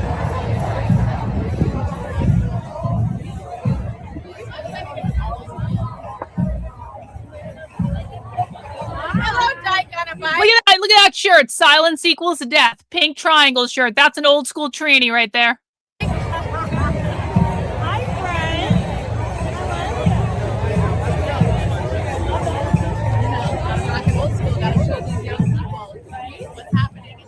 baby black wear outside of there makes them like a baby guy. Okay. We're marching over there. All right. I'll find you other things. I like that you have. Yes, exactly. Yes.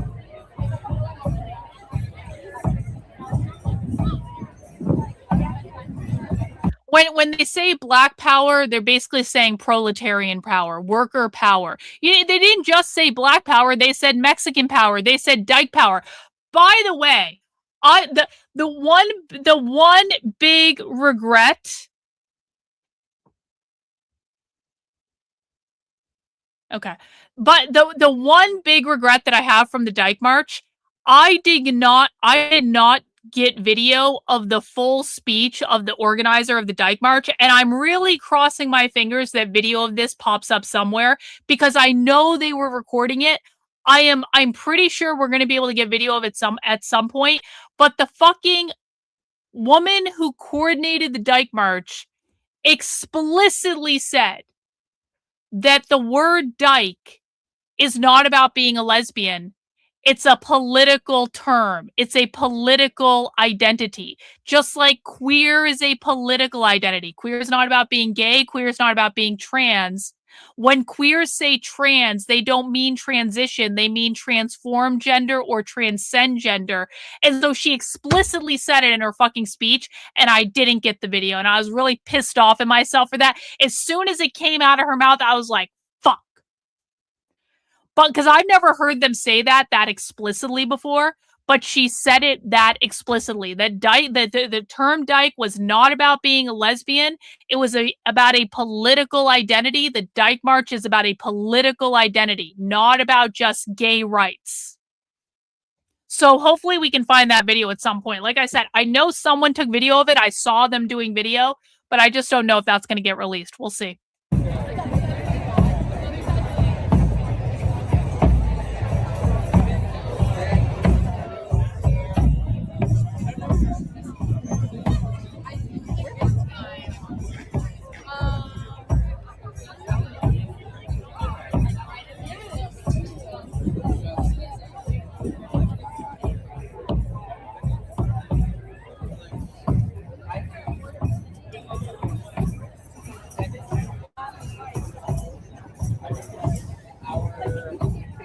There's some big ones.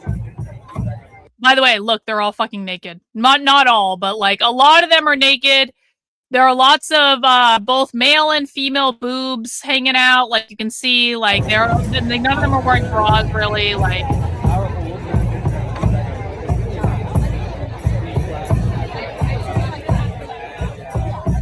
not that I do either, but I don't have tits that are sagging either, so I can get away with it.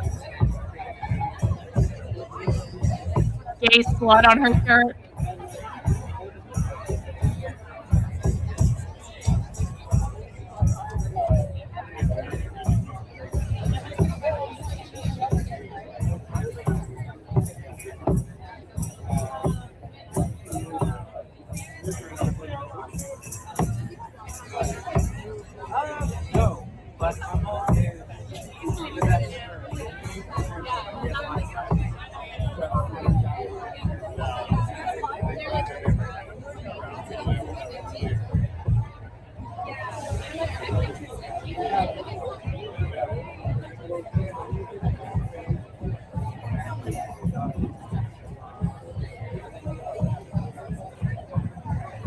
There was something that held up the parade for a while, so this is what you just see. Where like basically everyone's standing around waiting for people to go.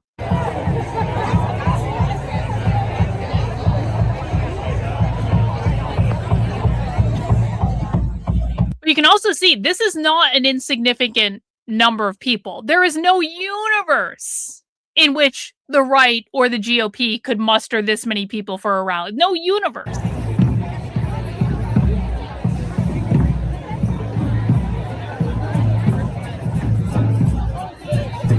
This is the organizer of the march right here, the woman playing the drum. She's the one that said dyke is a political identity.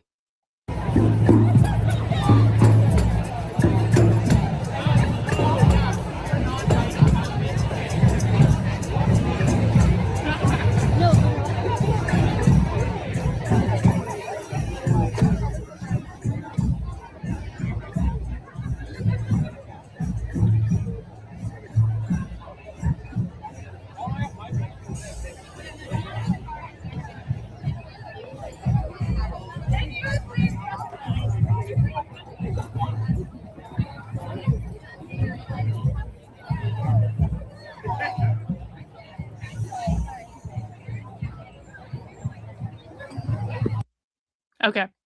That is the end of the footage from the Dyke March, and now we're going to be watching some footage from the Trans Liberation March, and I have some speeches here that we're going to be watching. And again, I've shown one of these speeches already, but we're going to watch 4 speeches. One of them is a speech that I uploaded earlier from ACT UP. If you haven't seen the ACT UP speech, you're going to want to see it because the ACT UP speech was fucking wild.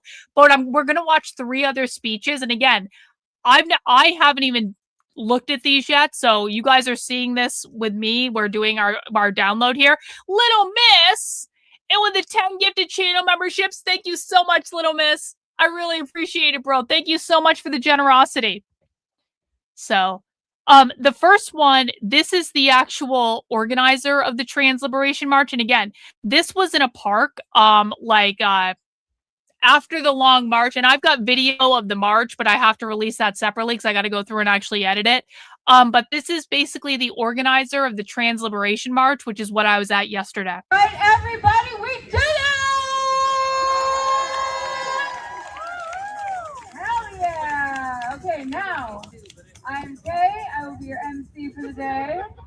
Oh, thank you, Little Miss. Appreciate you so much. Now, to kick off our speaker set with some fire, our very own Danelle Wilder from Stop Trans Genocide. Give it up! Hi, everybody. Welcome to the Trans Liberation March. The word peace has been used performatively for too long. Peace doesn't mean the oppressed are no longer being oppressed. It means the status quo. I'm not fighting for peace. I fight for liberation. I'm not fighting for peace. I fight for liberation. That means overthrowing capitalism, overthrowing the system. Peace to this person means maintaining the status quo. Peace means capitalism. Really think about that for a second. Really think about that. Over the past couple of years, we've seen a greater and greater and greater propensity on the far left to reject the idea of nonviolence. It's progressives like Indivisible, the No Kings people. Those are the ones promoting nonviolence. These are not progressives. These are not liberals. These are not Democrats. You're going to hear that very, very, very clearly in these speeches. These are not liberals, Democrats, or progressives. These are militant, queer revolutionaries. They want to overthrow the entire system. Okay. And so she's starting off her speech at the Trans Liberation March saying, peace is the status quo, and I reject that.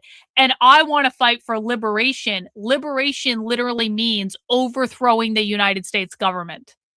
When they say overthrowing capitalism, they mean overthrowing the government. When they say liberation, free oneself from capitalism, you have to extrapolate that out and really know what they're talking about. And it's not even just the government. For queer Marxists, it's about undermining what they call cultural normativity, the cultural norms that uphold capitalism. You know, someone said to me, and this is no shade on Nick Fuentes. I adore Nick Fuentes, of course, but Nick Fuentes is not fully brought up to speed on what these people believe. That's not his fault. He's an expert in many things I'm not an expert in. But what I will say is someone said to me that Nick Fuentes made some crack about like the queers are never seizing the means of production or they're never seizing the means of production. It's not about the means of production. The means of production, of course, is something they want to do. They want to seize the means of production, but what people need to understand is that to these people, capitalism is not just an economic model. It's not just about the factories. It's not just about the means of production. It's also about the cultural norms that uphold society. Queer Marxists are trying to undermine the cultural norms that uphold society. The gender binary, by saying that gender does not exist, and the nuclear family. That is what they're trying to do. That has nothing to do with seizing the means of production. Okay. So when we're talking about these people, they're not only saying to overthrow the government, although they're also saying abolish gender. Liberation to them means abolishing gender. It means abolishing the nuclear family. It means abolishing monogamous marriage. They don't want that to exist. They think that's a state-sanctioned form of property relations. So that is what they're talking about when they say liberation. They are rejecting the idea of peace, the status quo. That's their definition. That's the only definition that matters when we're trying to understand them. And they're saying we want liberation from cultural normativity that's oppressing all of us, the cultural norms that uphold capitalism. We're going to go a little slow through some of these guys because, like, these speeches, you should have fucking seen me under my mask. I was grinning from ear to ear that I got these speeches recorded because they said everything. They said almost everything. Hi, everybody. Welcome to the Trans Liberation March. The word peace has been used performatively for too long. Peace doesn't mean the oppressed are no longer being oppressed. It means the status quo. I'm not fighting for peace. I fight for liberation. We should go back and watch those at some point. I demand liberation from gender oppression, and I'm here to say unapologetically our liberation is bound together. I demand liberation from gender oppression. They believe that gender oppression is created by the gender binary, the categories of men and women. They cannot get rid of gender oppression unless they get rid of the capitalist social constructs of men and women. People need to understand what this means. We stand in solidarity with the liberation of the Palestinian people. We stand for Black liberation. We refuse borders, deportations, prisons, cops, ICE, the Democrats and the Republicans. The Democrats and the Republicans, you say? By the way, all of those things that they, them just said, those are all different references to capitalism. These are all of the cultural norms that uphold the capitalist system. That was like capitalism, capitalism, capitalism, capitalism, capitalism, capitalism, capitalism. We want to get rid of the Democrats and the Republicans. Mind blown. Who would have thought these people are Democrats, guys? Anthony, thank you for being a member of the channel for 5 months. You are doing important work. Thank you. Thank you for supporting it, bro. I can't do it without you guys. As a reminder, guys, I do have a channel membership goal tonight. If you want to support my ability to do independent undercover journalism, to be able to cover the far left like no one else on the internet covers it, please feel free to give some channel memberships, send in some super chats, help me meet the channel membership goal. When you send in channel memberships, you not only support me, you support other people in the community too, and that's awesome. They said all the things. Let's listen to that list again. That was fucking awesome. Yo, Malcolm, big support, Malcolm. I so appreciate it, bro. Massive W's in the chat to Malcolm, dropping 20 gifted channel memberships on the chat. Thank you so much for your generosity, bro. You're the best. Are no longer being oppressed. It means the status quo. I'm not fighting for peace. I fight for liberation. Yo, we got Anthony in with 5 more gifted channel memberships. W's to you, good sir. Thank you so much for supporting the channel. Hang on. Losing my voice. That's okay. We're going to get through this. The speeches are relatively short, too. I demand liberation from gender oppression, and I'm here to say unapologetically our liberation. Yo, Great Otis! Big support, Great Otis, getting us over the channel membership goal. Big support, bro. Big support. The hero we needed for tonight. Getting us over the channel membership goal with 20 gifted channel memberships. Thank you so much, bro. The Kino Casino may have brought us together, but I'm glad you have stuck around for the real shit. I'm glad you're sticking around for the real shit. Thank you so much. Let's go. I demand liberation from gender oppression, and I'm here to say unapologetically our liberation is bound together. We stand in solidarity with the liberation of the Palestinian people. We stand for Black liberation. We refuse borders, deportations, prisons, cops, ICE, the Democrats and the Republicans. I demand liberation from heteronormativity and social conformity. I demand liberation from heteronormativity. That means the cultural norms that uphold capitalism and social conformity. I demand liberation from a world that forces us to compete against each other for crumbs. That means capitalism. Force is competition. Competition is capitalism. I stand for a world where worth isn't measured by productivity, complacency, or how much money we make for the 1%. Capitalism. I stand for a world where diversity, or where the diversity of our abilities is seen as beautiful and an essential part of our society. I stand for a world built from care, community, authenticity, and healing. Community care? It is. Yeah, it is. Many of us have had a moment where something cracked open in us, and we've asked ourselves, wait, who made these rules? Who do they apply to? We realize we've been set up to fail at being cis, straight, neurotypical, fail at being seen as people of value, all while contorting ourselves into boxes that we were never meant to fit in. It comes at a cost. The expense is throwing others into the fire to save ourselves. This expense is being so checked out of our bodies and our feelings that we're not living anymore. The expense is losing ourselves in everything that brings us joy. But as the empire collapses around us in real time, change has never been more possible than it is right now at this moment. We're in late. What that means, she's about to say capitalism too. I'm pretty sure. What that means is these people believe that we are in late stage capitalism where the United States is going to crumble anyway, and they're going to be ready for the revolution when things really start to fall apart. Change has never been more possible than it is right now at this moment. Possibility is as limitless as our imagination. On the other side of empire, on the other side of capitalism, on the other side of rigid binaries, on the other side of what was that?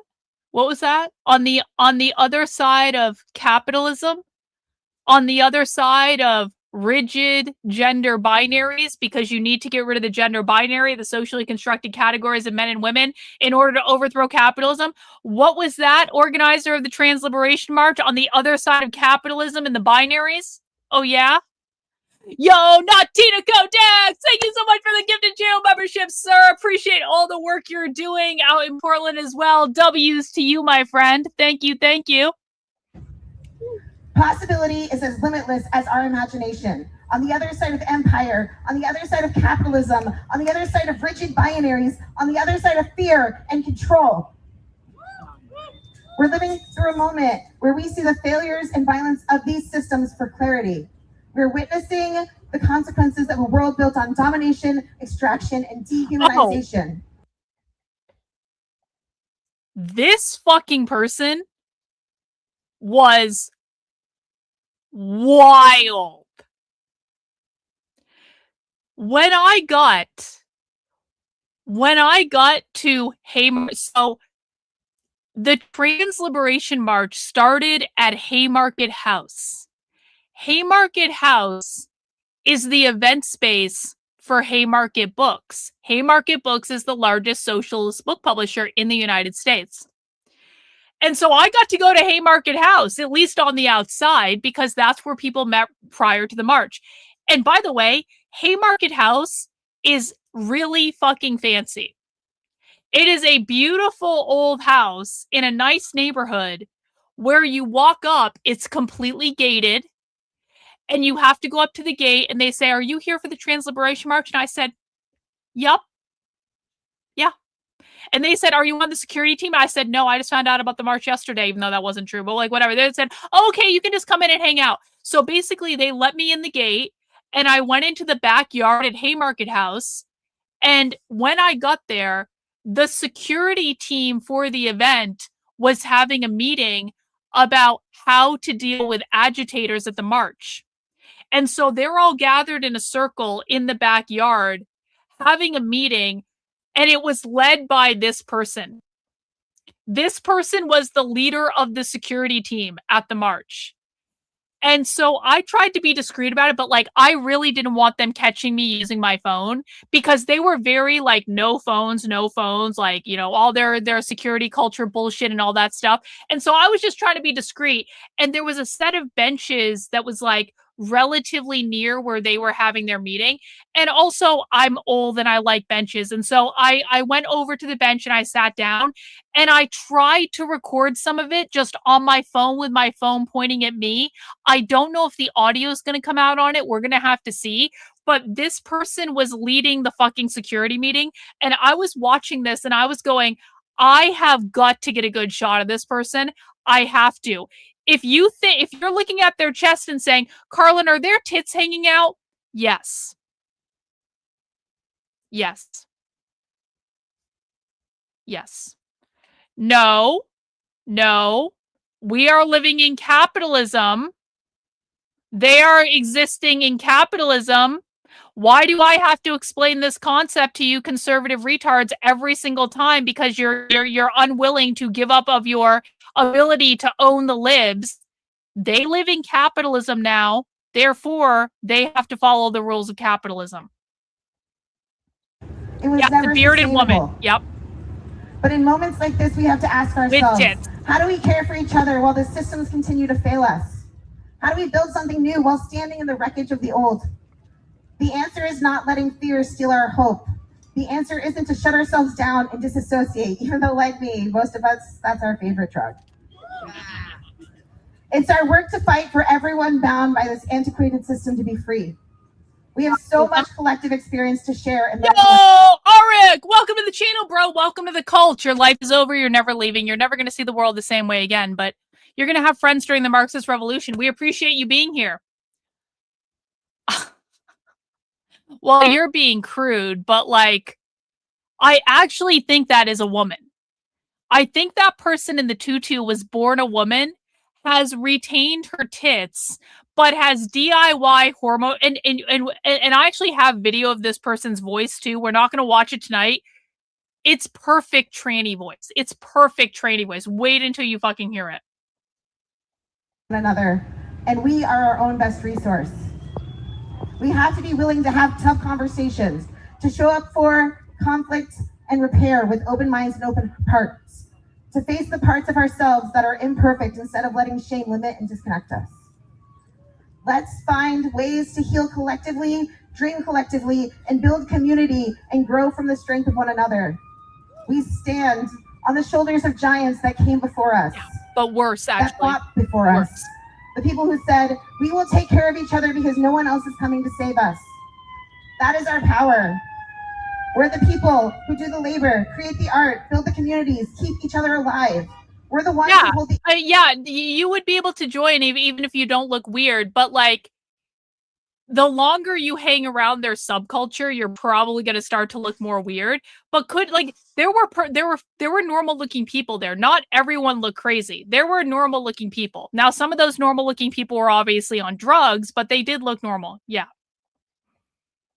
Answers that the future isn't something that's handed to us by the leaders. The future is something that we are going to build together. A world where we can be as expansive as we are unique. Hope is the torch that's going to light our way. And if you feel alone, take a moment and look around you. The queer, dyke, kinky, disabled, neurodivergent, black and brown, gender expansive, brilliant, creative, resilient badasses all around you. You're not alone, and we're going to build this together. Thank you.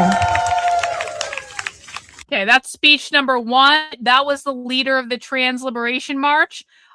Speech number 2 that we're going to watch, some of you may have seen this because I posted it earlier, but I think many of you probably have not seen it.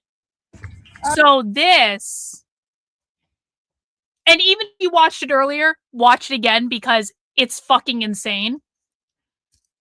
This is a representative of ACT UP Chicago writing a public demand letter to the mayor of Chicago, who is a Democratic socialist, but this person does not like the mayor of Chicago because this person is a revolutionary socialist in the ACT UP movement.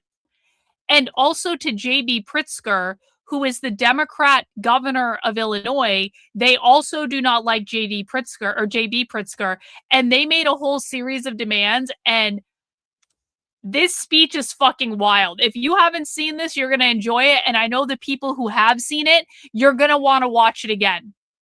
All right, after 30 years, ACT UP Chicago has refounded. And for people who don't know, that you might be new here, ACT UP, the ACT UP movement started in the 80s. It started in the late 80s in response to the AIDS epidemic, but it was the first militant queer activism movement in the United States.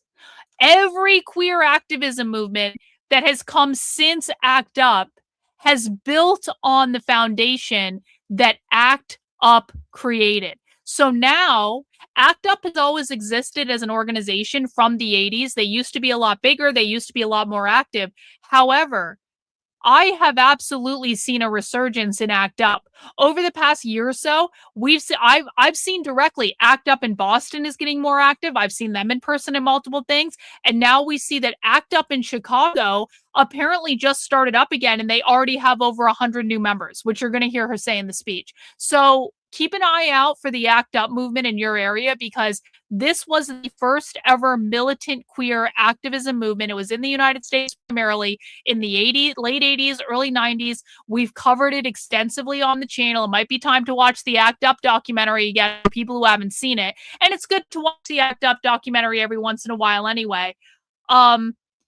Because it is a really important, like, you do not understand queer activism in America if you don't understand the ACT UP movement. So we are seeing the legacy of that queer militant movement, but probably ratcheted up much more than it was in the 80s because it's had so many decades to kind of like marinate.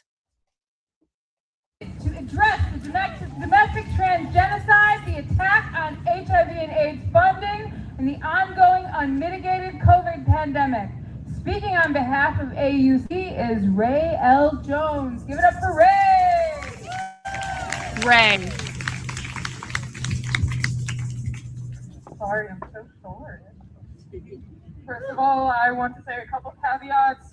I will not be having my phone at future protests. This week got the best of me, and I'll make sure to lead by a better example.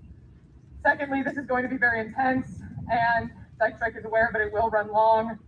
I apologize. I've worked 2 back-to-back 15-hour shifts, and it once again got the best of me.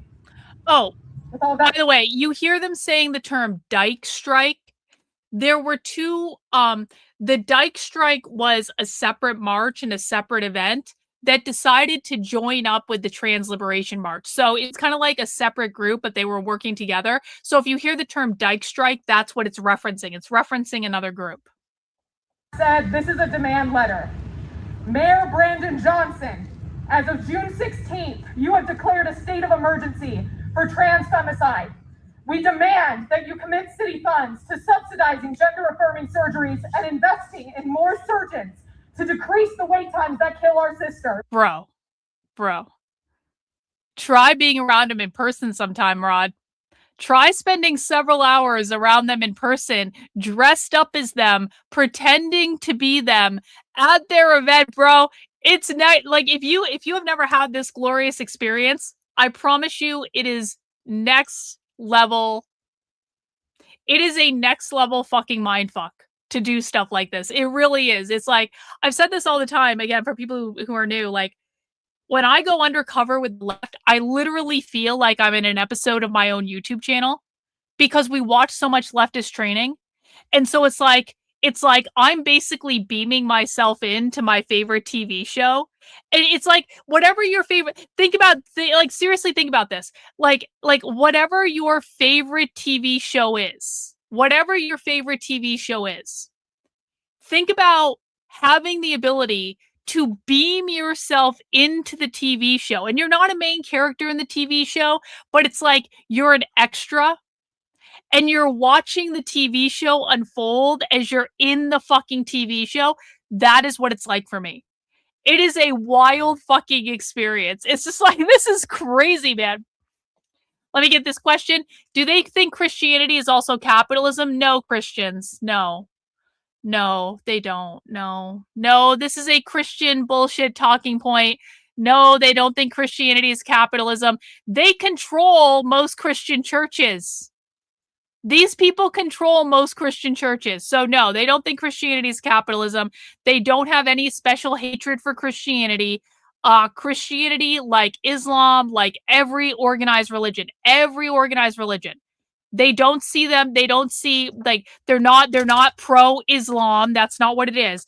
They believe that religion is the opiate of the masses. It's a tool for dealing with the oppression of capitalism. They believe that organized religion will naturally go away once capitalism is overthrown. But no, that's not. I mean, listen, man, you think this is going to be a rallying cry to Christians? Christians, let them take over their fucking churches. Christians, let them take over their fucking churches. Christians aren't going to do shit to solve this problem in the name of Christianity. They already allowed it to get co-opted. Healthcare in this country is not equitable and not enough. We demand that you declare a state of emergency to address the long COVID, Medicaid, and continuing HIV crisis. All CTA stations and vehicles should be equipped with free KN95 or higher grade masks. Free walk-up testing must be reestablished. Chicago hospital staff need to wear an N95 grade respirator to better protect patients. What will it take to subsidize diagnostic and treatment costs for long COVID, ME and CFS, and HIV and AIDS patients? So again, it's important that you understand the history of ACT UP movement starting in the midst of the AIDS epidemic, because the ACT UP movement was specifically a response to Ronald Reagan not saying the term AIDS, and they wanted him to say the term AIDS. And really, the ACT UP movement was about healthcare for all. This is where universal healthcare comes from, okay? It's the activism of these people. So hearing them start out with healthcare and that being kind of like the primary concern, that is based on the history of the ACT UP movement. And so if you understand that history, you understand why they're doing this. But ACT UP is not just about healthcare anymore. It's much more expansive now. But that's gonna always, you're always gonna hear stuff like someone was complaining about, like, you know, they like people talking about, like, you know, funding for AIDS and stuff like that. I don't think they actually really care about funding for AIDS, if I'm being honest about it. It's just a nod to the history of their movement. It's not even the most important thing they're fighting for. They're way more passionate about, like, trans hormones for kids and all that stuff, but that all falls under, like, universal health care. So I don't want people to get distracted by the AIDS talk. That's just a reference of what this grew out of. No Chicagoan should choose between recovering from illness or a paycheck. We demand that you follow the example of New York City and commit to Chicagoans making less than $75K a year by instituting a rent freeze. We demand immediate housing for our homeless, who are at some of the highest risks of viral transmission. No one should be sleeping on a train when the city of Chicago has allotted $400 million to decorate state and lake. Illinois Governor J.B. Pritzker, until you grant clemency to every trans woman in state prison, every substance distribution charge, every state-mandated crime that murders and enslaves our most vulnerable, you will have solidified your position as a proponent of fascism. We call for the death of the enslaved. The Democrat governor of Illinois, J.B. Pritzker, is a proponent of fascism. These are not Democrats. These are not liberals. These are not progressives. They aren't even mentioning conservatives. They aren't even mentioning Republicans. They're going after J.B. Pritzker, who is a Democrat, and Brandon Johnson, who is a Democratic socialist, because these people are more far left than the DSA. This is why Trump saying that the DSA are the worst threat to America. Trump is so fucking stupid. The DSA aren't even the most far leftists in America. Now, is the DSA a threat? Yeah, absolutely. Their electoral machine in New York especially is fucking crazy. It is a very real problem. It is a very real concern. But the fact that the Trump administration and the White House and the FBI don't seem to understand that these people are significantly further left, these people are significantly more violent, these people are openly advocating for a rejection of nonviolence, these people are the bigger problem. And these people, I promise you, are going to pull the DSA over to them.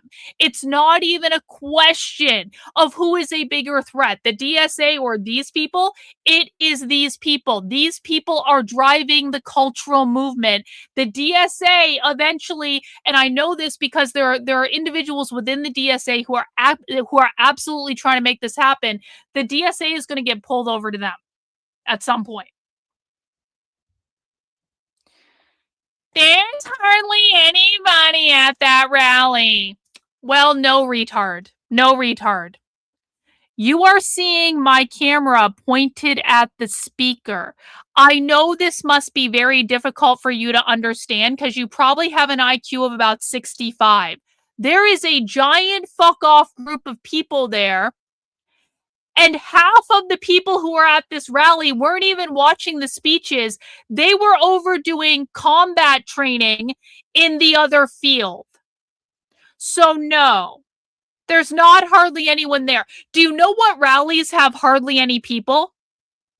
I have extensive experience speaking at conservative rallies, right-wing rallies, MAGA rallies. Not the ones with Trump. But every other event that conservatives host ever has hardly any people at it. Every single right-wing event that I have ever spoken at, with one single exception, had hardly any people at it. This had hundreds of militant queer activists, and retards like you don't take it fucking seriously because you see me pointing my camera at the speaker instead of at the giant crowd or at the combat training that was happening across the way. So, fuck off. You're deported for not being smart enough to be here. Go away. Goodbye. It's an industrial complex. This is a demand letter because silence equals death never died. Last July 4th, 9 protesters against ICE in Prairie Land, Texas, became prisoners of the state. Mm-hmm. This week, they were given a death sentence. Last July 4th, a pig named Lieutenant Thomas Gross drew his weapon on a person fleeing the scene. Prairie Land protester Benjamin Song witnessed this and shot his own firearm to prevent an innocent being murdered. This empire justifies genocide. I point that means the United States. New York on January 23rd, 1991. Act Up New York staged its day of desperation protest in response to President George H.W. Bush spending $1 billion a day on the Gulf War while claiming not really. I do have some videos that I took from afar, but it's going to be difficult for people to tell what's happening because I did not feel safe going over and filming the combat training. I was, to be quite frank, I was surprised I got away with filming this. And I think the only reason I got away with filming this is because I think they were making an official video of this too, so it was all going to be on video anyway.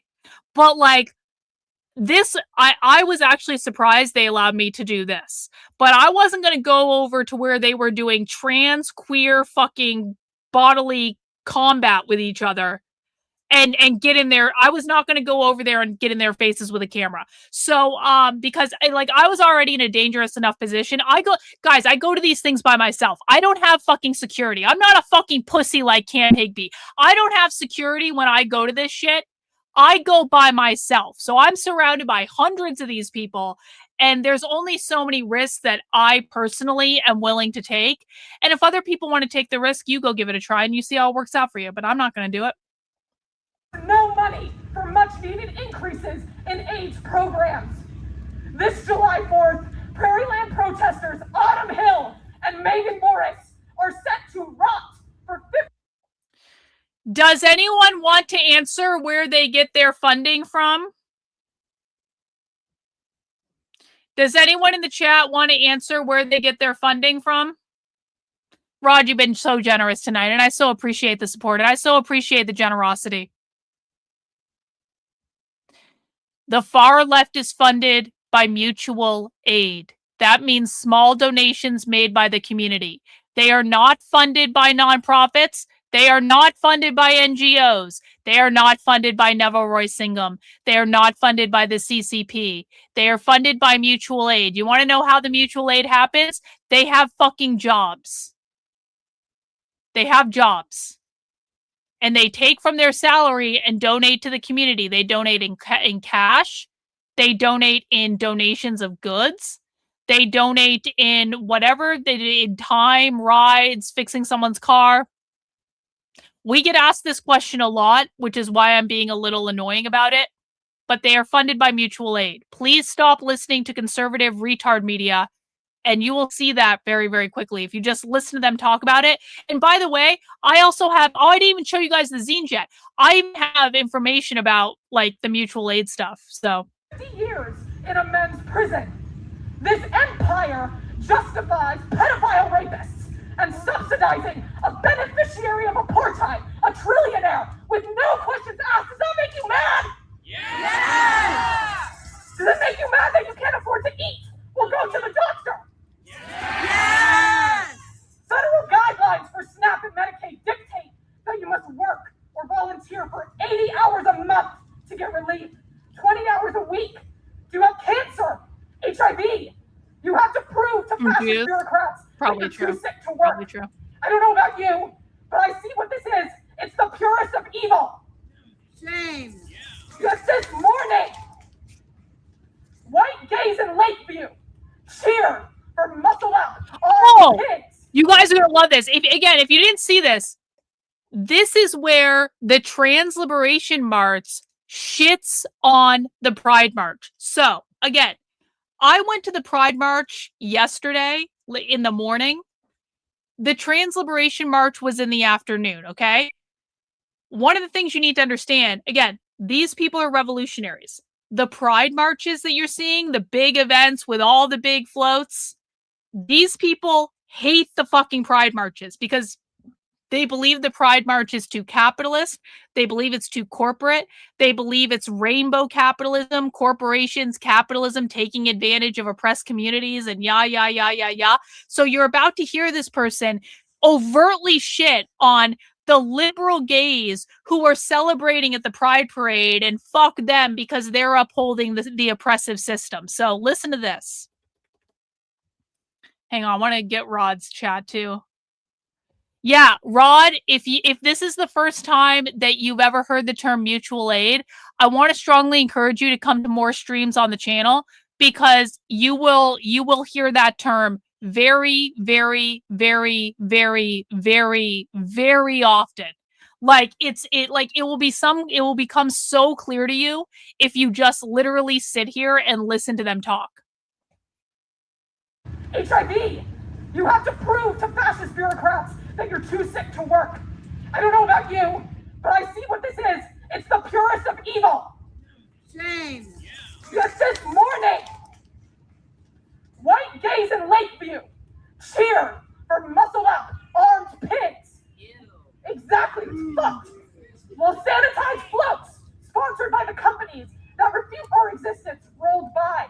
They have the audacity to call that pride. But who gave them their pride? Exactly. It's trans women. Trans women gave them pride. What does that mean? Does anyone know what that means? I want to see who's really paying attention on this one because you've really got to know some queer history to know what that means. Why is this revolutionary queer militant saying trans women gave those stupid gays their pride parade? Why are they saying that? Does anyone know? Does anyone know what that's a reference to? Yes! Stonewall, Compton's Cafeteria Riot. These are the original queer liberation riots in the 1960s that were led by trans women. Very, very good. Very good. Very good. Very good. Sylvia Rivera. They were actually, you're going to hear this when I release the chant videos. They were chanting Sylvia Rivera's name. They were chanting Marsha P. Johnson's name. For people who don't know, those are two trannies associated with the Stonewall riot. So yeah, very good, guys. That is a reference to 1960s queer liberation. This is a demand letter! This is a demand letter! Sponsored by the companies that refute our existence rolled by. They have the audacity to call that pride. But who gave You were them right, their Reagan, yeah. pride? Exactly. It's trans women. This is a demand letter. In 1989, without so much as a computer, ACT UP Chicago organized a die-in front of the American Medical Association. Mattresses blocked traffic to highlight the lack of hospital beds for women with AIDS. White gay men who knew their time was running out used their privilege as a form of allyship. They risked the arrest because cops and prisons see a white man before they see a homosexual. The precedent that ACT UP Chicago set is why I am livid at the white gays in Lakeview today. How dare you cheer for the men that enslave and rape our women? Never forget that Hitler killed the fags in his court when they were politically inconvenient. Hitler mentioned, can we get some lightning bolts in the chat, please? Hitler killed the fags in his court when they were politically inconvenient. Can we get some lightning bolts in the chat? The U.S. empire has stripped. By the way, that's not going to be the only Hitler mention. We're going to get another Hitler mention in the next speech. You guys are going to fucking love it. I think there's actually one in the last one, too. I think there might be Hitler mentions in both upcoming speeches. Federal funding for HIV and AIDS to zero. This will devastate black women and black gay men first, and then its clutches will strangle you too. ACT UP Chicago has emerged after 3 decades.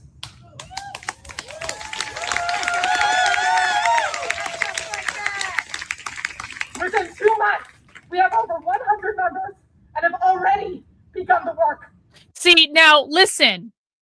Over a year ago, I predicted the bashback movement was going to come back. Does one in the chat, if you remember when I predicted that we were going to see a resurgency of the bashback movement, and that's why I've been so focused on understanding the queer shit and breaking down the queer shit. One in the chat if you remember when I predicted we were going to see a resurgence of the bashback movement. 2 in the chat if you don't remember that happening. Let me see who's been paying attention. This was like a year and a half ago. Now, the bashback movement was a militant queer movement that started in the mid-2000s, okay? The bashback movement was the evolution of the ACT UP movement. So I want people to understand this. The bashback movement would not, this has nothing to do with the Sharps. Sharps is Antifa. Sharps is a different thing. The bashback movement would not have happened without the ACT UP movement. And now, I've started seeing more bashback shit than I have in a while in the last, year or so.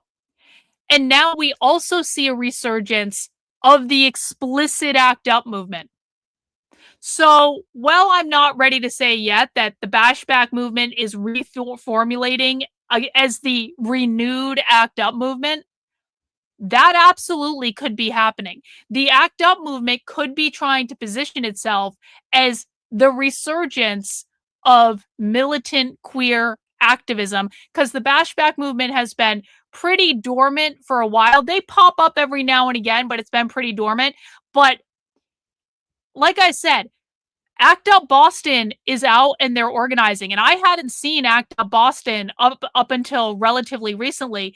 And now we have ACT UP Chicago saying they only restarted their movement a couple months ago. They already have over 100 members. If you just started a group of people, like a club, a couple months ago, and within 2 months of starting that club, you already have 100 members. That's extremely fast growth, guys. Most local Republican groups can't get 100 people to show up at an event. And those are established local Republican groups that have been around a long fucking time. Or it's going to have to be some really special event with some really well-known speaker or something like that. Most Republican groups that are localized can maybe get a couple dozen people. These guys have over 100 members in a couple of fucking months. It's not very many people. It's more than Republicans can do. And if they can do 100 members in a couple of months, where are they going to be 2 months from now? Where are they going to be 6 months from now? I need you to know that there's more of us than there are of them. This July 4th, Benjamin Song sits in prison. Hey, Jennifer. Sentenced to 100 years for protecting a protester from a pig. Guys, fun fact, in case you guys don't know, Jennifer has the distinct honor, I would say honor, Jennifer. I would really say honor if we're being honest about it. Jennifer has actually gone undercover with me before. And Jennifer dressed as a woo-woo hippie, which is kind of who Jennifer is anyway, if we're being honest about it. And we went to a conference at the University of Colorado Boulder called the Transforming Gender Conference, where I went and watched a presentation about how multiple personality disorder is a gender identity. And this is a true story. I was going to make a YouTube short of this for people who don't know this story, but Jennifer will corroborate that this is true. When I went to the presentation about multiple personality disorder being a gender identity, I was literally surrounded by queer people who had multiple personality disorders. So they had multiple different personalities inside their heads, and who knew what the fuck was going on at any given time. And in the course of going undercover at that event, I got possessed by some sort of entity. Like, I've been calling it a demon, but this is not a joke, actually. Some sort of fucking energetic entity attached itself to me. And I was tweaking for hours after that event. And Jennifer was with me the whole time. And like, I couldn't focus on anything. My whole body was like I felt like, yeah, Jennifer is confirming. I was tweaking. I was like, what the fuck is wrong with me? And then Jennifer told me one time, because she's psychic, that she saw some sort of thing standing behind me. And I was like, I really was fucking possessed by a demon. And then Jennifer gave me an exorcism, basically, in the middle of Boulder, Colorado. It wasn't really an exorcism. It was more that she said, Karlyn, bend over and grab onto that rock, and we're going to push this energy that's attached to you into the ground. And she did some Reiki thing on me, in which I felt the energy, whatever the fuck was attached to me, drain out of my body and go down through my feet and into the ground. And then I felt fine. Yeah, I call it an exorcism. Jennifer calls it a clearing and protection spell. But that was actually real. You guys think that Antifa is the only thing I have to worry about? I've been possessed by a fucking demon by going under. I swear to God, that's true. It was one of the weirdest fucking experiences in my life. And if you go back and you listen to my recording of that presentation, I actually ran up to Jennifer at the end of the recording. I said, we need to get out of here fucking now. And I was like, my voice was all fucked up. It was crazy. It was crazy. I had some sort of entity that was altering me. It was nuts. I was sick and tired. My whiteness grants me the social equity that makes a cop think twice about shooting. And I'm right at the end, thank you for your time, but I acted up. The Nazis raped and killed the faggots and the dolls. Nazis! Raped the dykes who they deemed incubators for Aryan babies. Enslaved and tried to kill the rest. Threatened the resistance with death. And they too fell. I have been sick and tired, so why not act up? For those who have told us the truth of their loyalty today, you have a choice. Fix your heart or die. For those who are here today, I thank you for your mobilization despite the risks. History won't remember us kindly, yet the work must be done, and it starts with us. So what I ask is this: are we sick and tired? Yeah! Then let's act up! Act up, baby!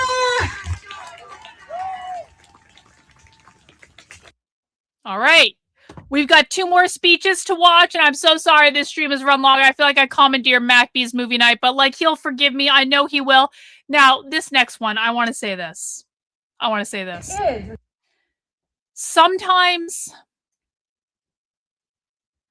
Sometimes when I go undercover at events, I get to talking with the people there. And even though I disagree with these people politically, sometimes the people I talk to are just very nice human beings.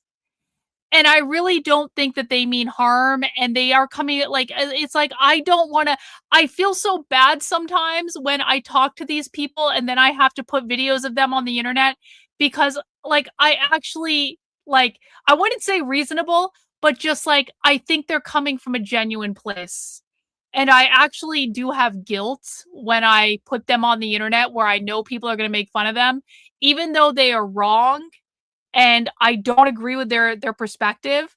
I actually do have like some sort of like, I feel kind of bad about this. And this is one of those moments because I actually did have a conversation with this person before they gave this speech. And they were just so nice. And I don't think they're a bad person. And I'm sorry I have to do this, but you're wrong and your ideas are bad. And I'm sorry. And I don't think you're a bad person. And I feel guilty about it, but I'm going to do it anyway. Okay, watch. You guys are going to love this. science communicator with a PhD in human genetics, the founder of Beyond X and Y, an educational advocacy campaign to fight transphobia with science education. Please welcome Dr. J, the Science Day. Dr. J, the Science They. Dr. J, the Science They. This is like the militant queer version of Bill Nye, the Science Guy.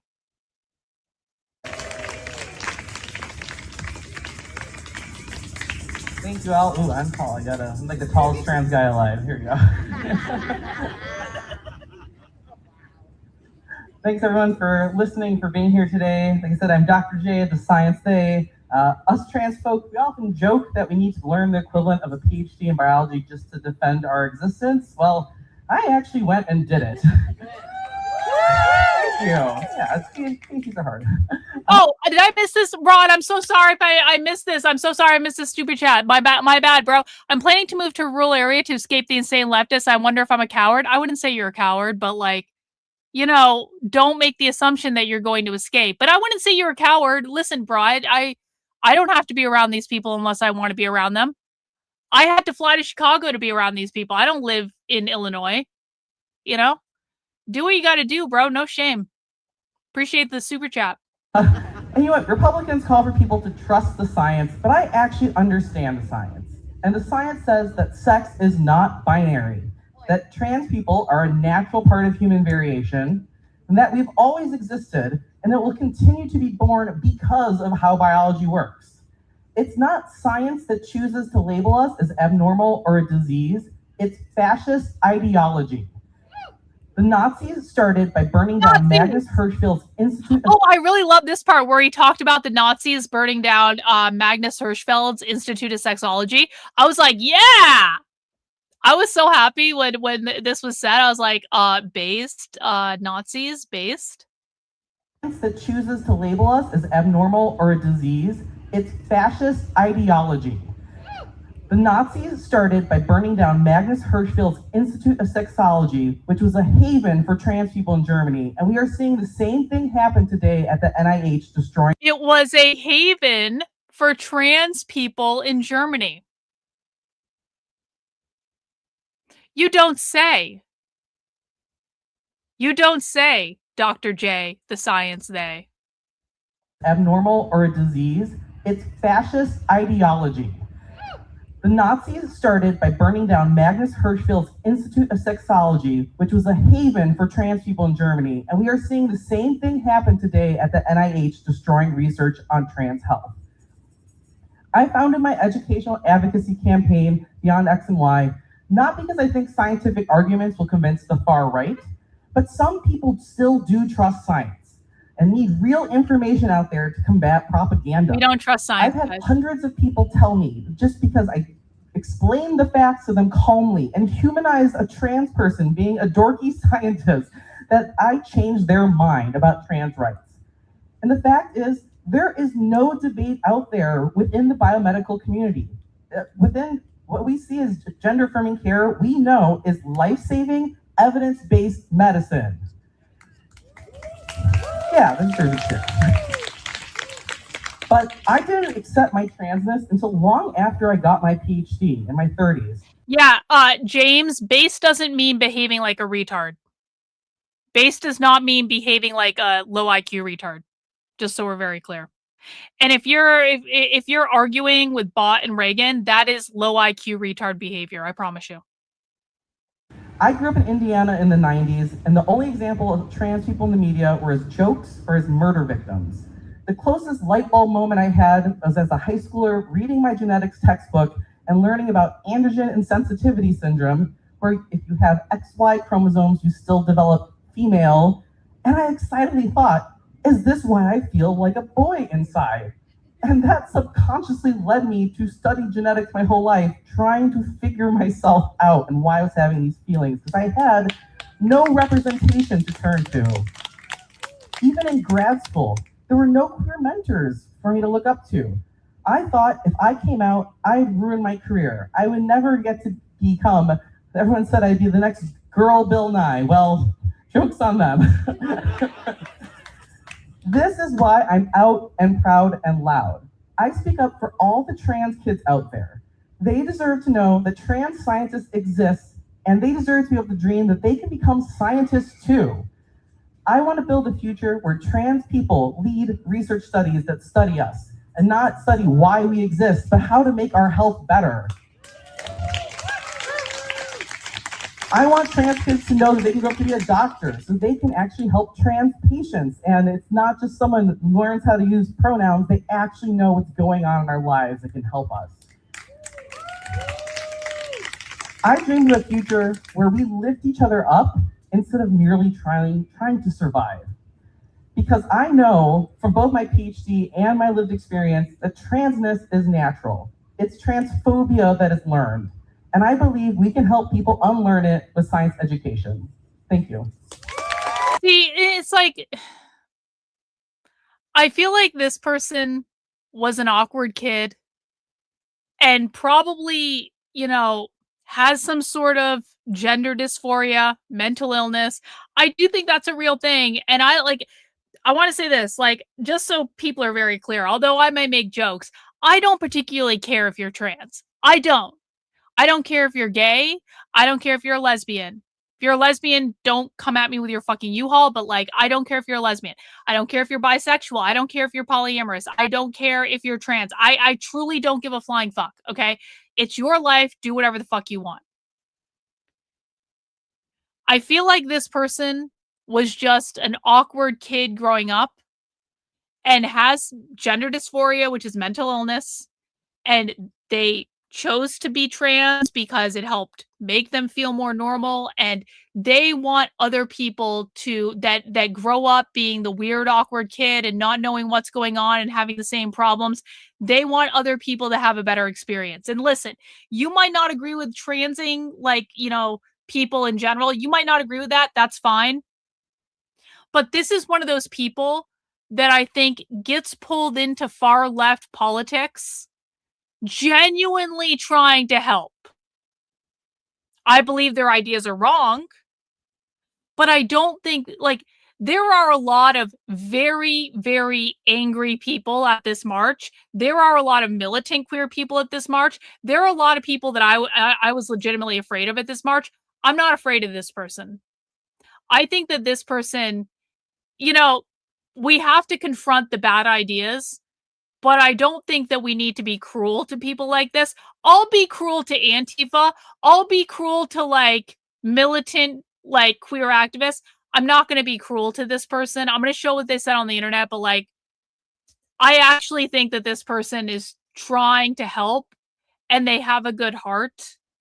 And it kind of, like, I don't like seeing people like this get sucked into militant queer movements because they think it's the only avenue they have to articulate their ideas.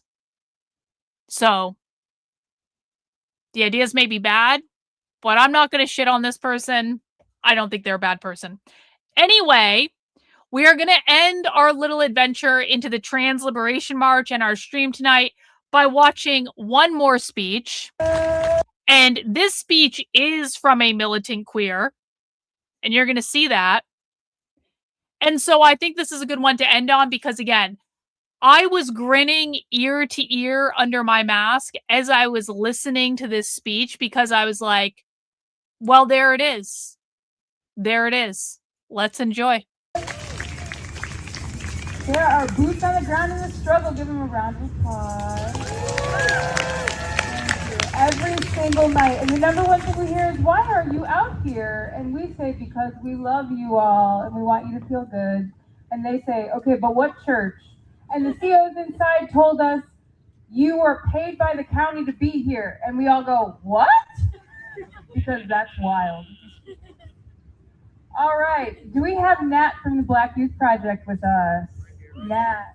Okay, perfect. We have, so Black Youth Project Chicago does everything for liberation. And we are going to hear about that from our next speaker, Nat.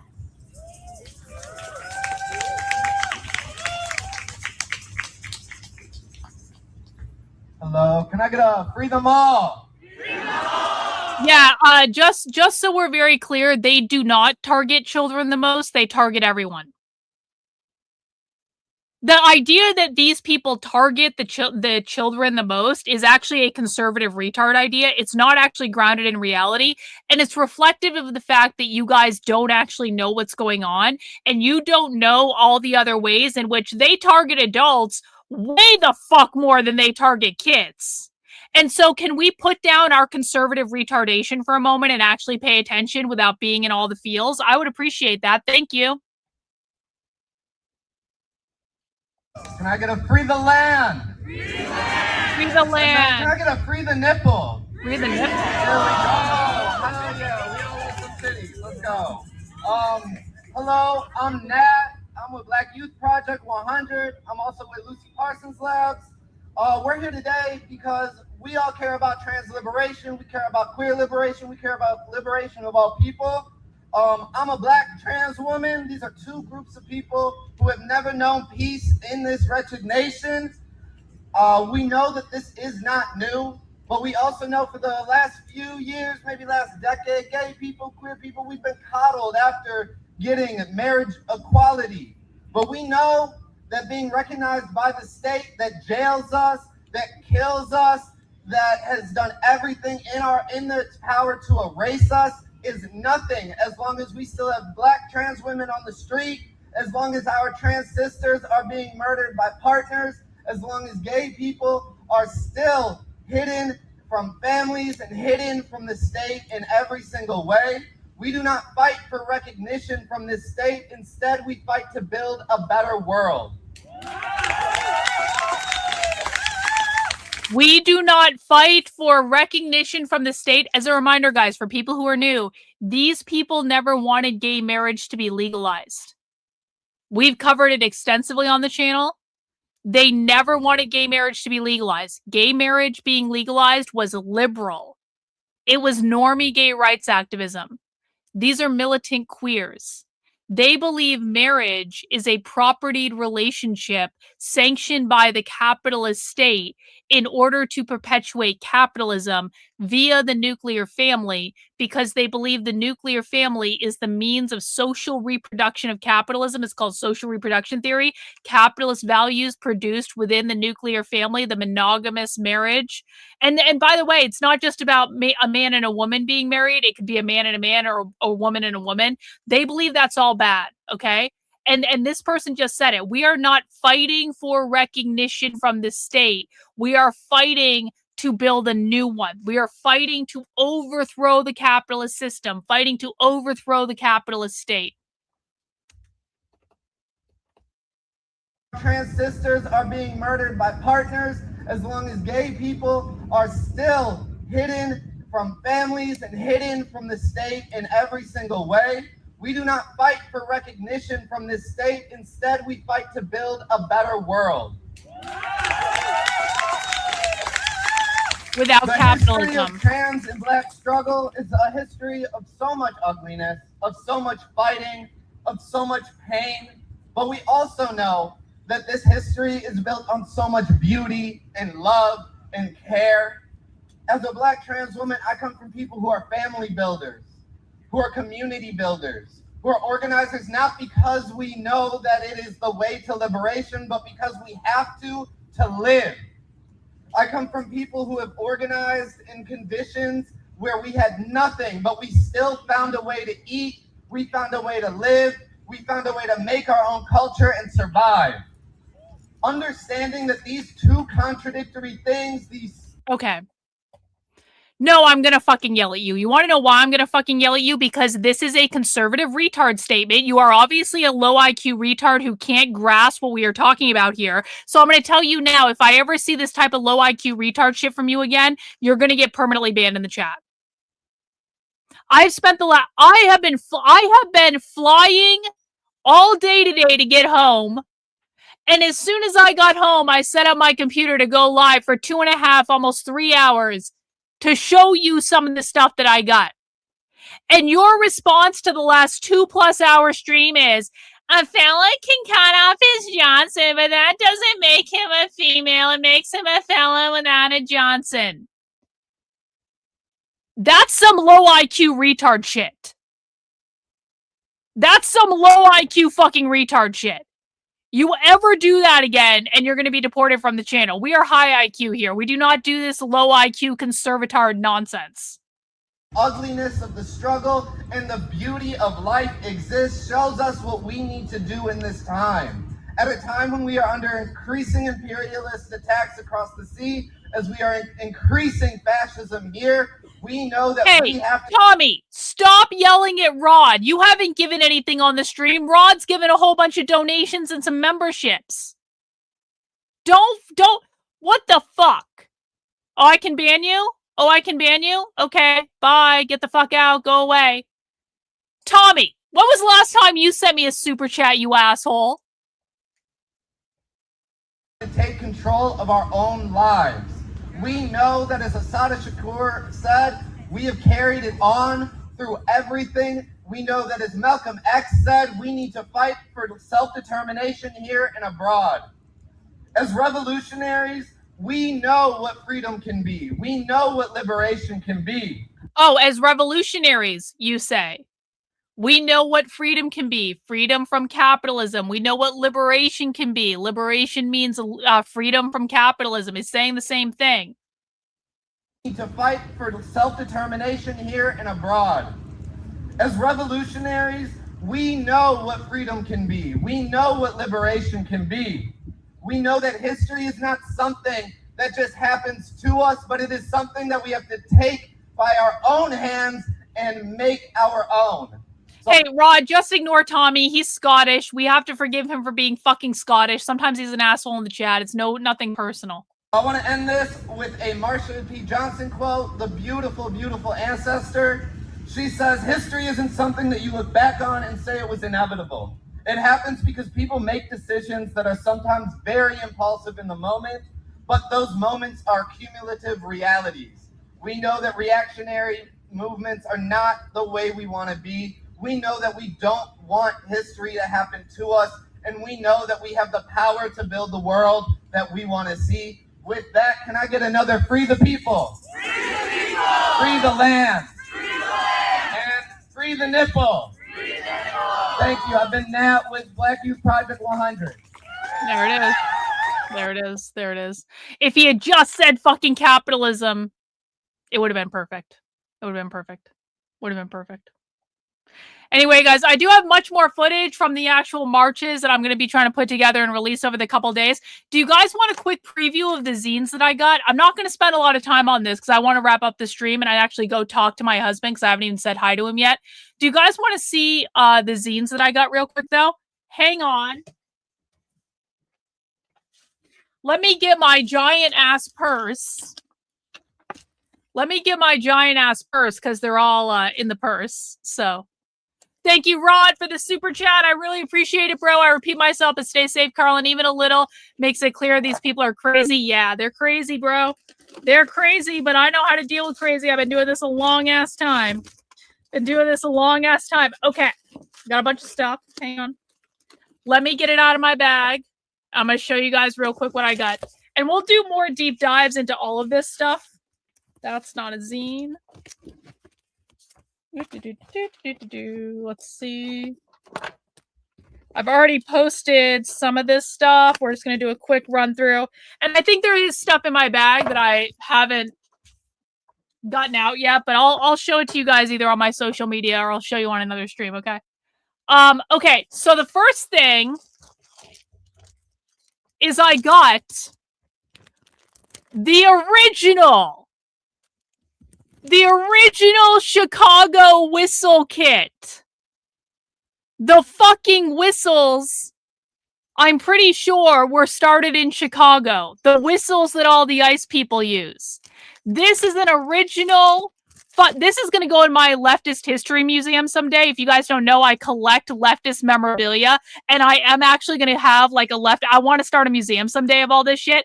This is an original Chicago, complete with the fucking zines, original whistle kit. That's probably the coolest thing. This is a zine put together by librarians about zines. This is Social Responsibilities Roundtable, believing that libraries and librarians must recognize and help solve social problems and inequity in order to carry out our mandate to work for the common good. This is an American Library Association socialist librarian produced zine. This is a Know Your Rights zine. I got a lot of this stuff from the Antifa bookstore. How to Inject Your HRT. I got that at the Trans Liberation March. First Aid and How to Perform It from Anarchist Black Cross. From this is like Antifa. Sorry about that. How to Form an Affinity Group. The essential building blocks of anarchist organizing. This is how to build out Antifa cells, essentially. How to not get arrested at demonstrations. That'll be a page turner. That's not a zine. Resistance, state violence, abolition, and GI resistance. This is specifically about veterans, I'm pretty sure. Socialist veterans. A zine about the Spanish Civil War. I literally only bought this because Amalek has been bugging me incessantly to learn about the Spanish Civil War. And so I was like, oh, look, Amalek, an Antifa zine about the Spanish Civil War. So that cost me $5. You're welcome, Amalek. This is all about different types of homemade estrogen that you can use to trans yourself. A Direct Action Handbook, a guide to organizing and protesting safely. What you agents are doing in your hotels. This is about ICE agents staying at hotels and basically how to protest the hotels that are supporting the ICE agents. These are some stickers that I got. This is a couple of people fucking, and it says some girlfriends get pregnant, some girlfriends get you pregnant. Either way, MAC is here to help. MAC is the Midwest Abortion Coalition, something like that. It's like an abortion place. It's a pro-abortion place. And then they have another sticker with more people fucking, and I know it's really light, but I can see it. I don't know if you guys can see it. Probably best if you don't, actually. This one says, some boyfriends get you pregnant, some boyfriends get pregnant. So there's that. This is a big-ass zine called Labor 101, Socialism and the Labor Movement. This is how socialists use the labor unions to do socialist organizing. Here it is. Reagan, look at this. There it is. Always carry a book. ACAB. This is from the Antifa bookstore. Always carry a book. You're welcome. This is all from ALF. This was from the Animal Liberation Front, Vegan Anarchy. This is a guide to like freeing animals that are in captivity. There's all sorts of like this is all like animal liberation stuff, essentially. Oh, a zine about masking, what it is and why you should do it. This is Antifa, no, ALF. This is all animal liberation shit. Oh, the Chicago Therapy Collective provides queer therapy to different outlets in Chicago. That's pretty great.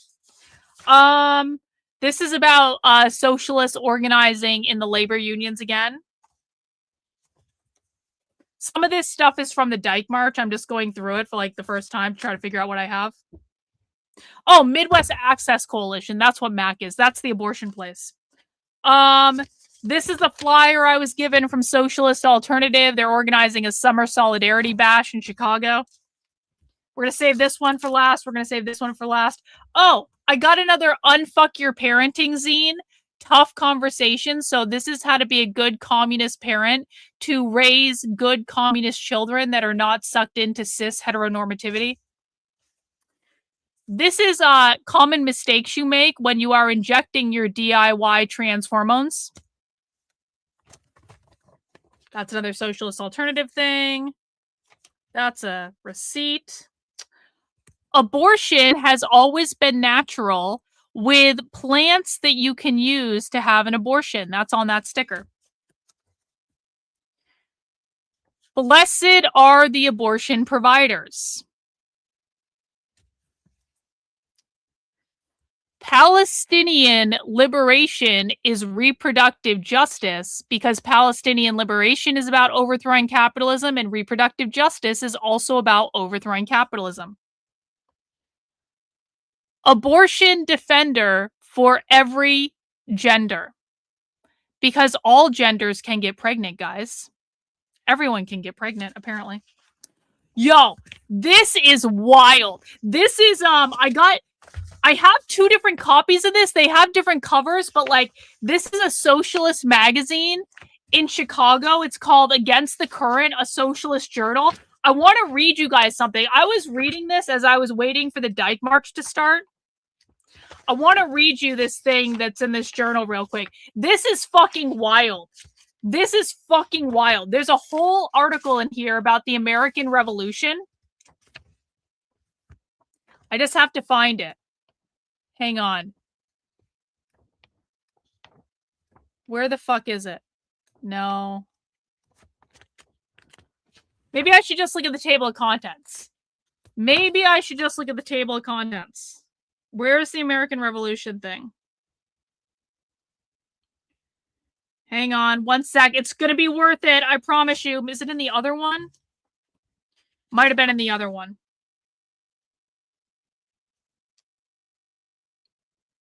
What the fuck? Where the fuck is it? I know I read this. Hang on. It's worth it. You guys are going to love this. Wait, found it. Found it. Found it. Found it. Okay. This is an article about the American Revolution by Ken Burns, which I guess is a documentary, but just listen to this. Just listen to this. Freedom and unfreedom.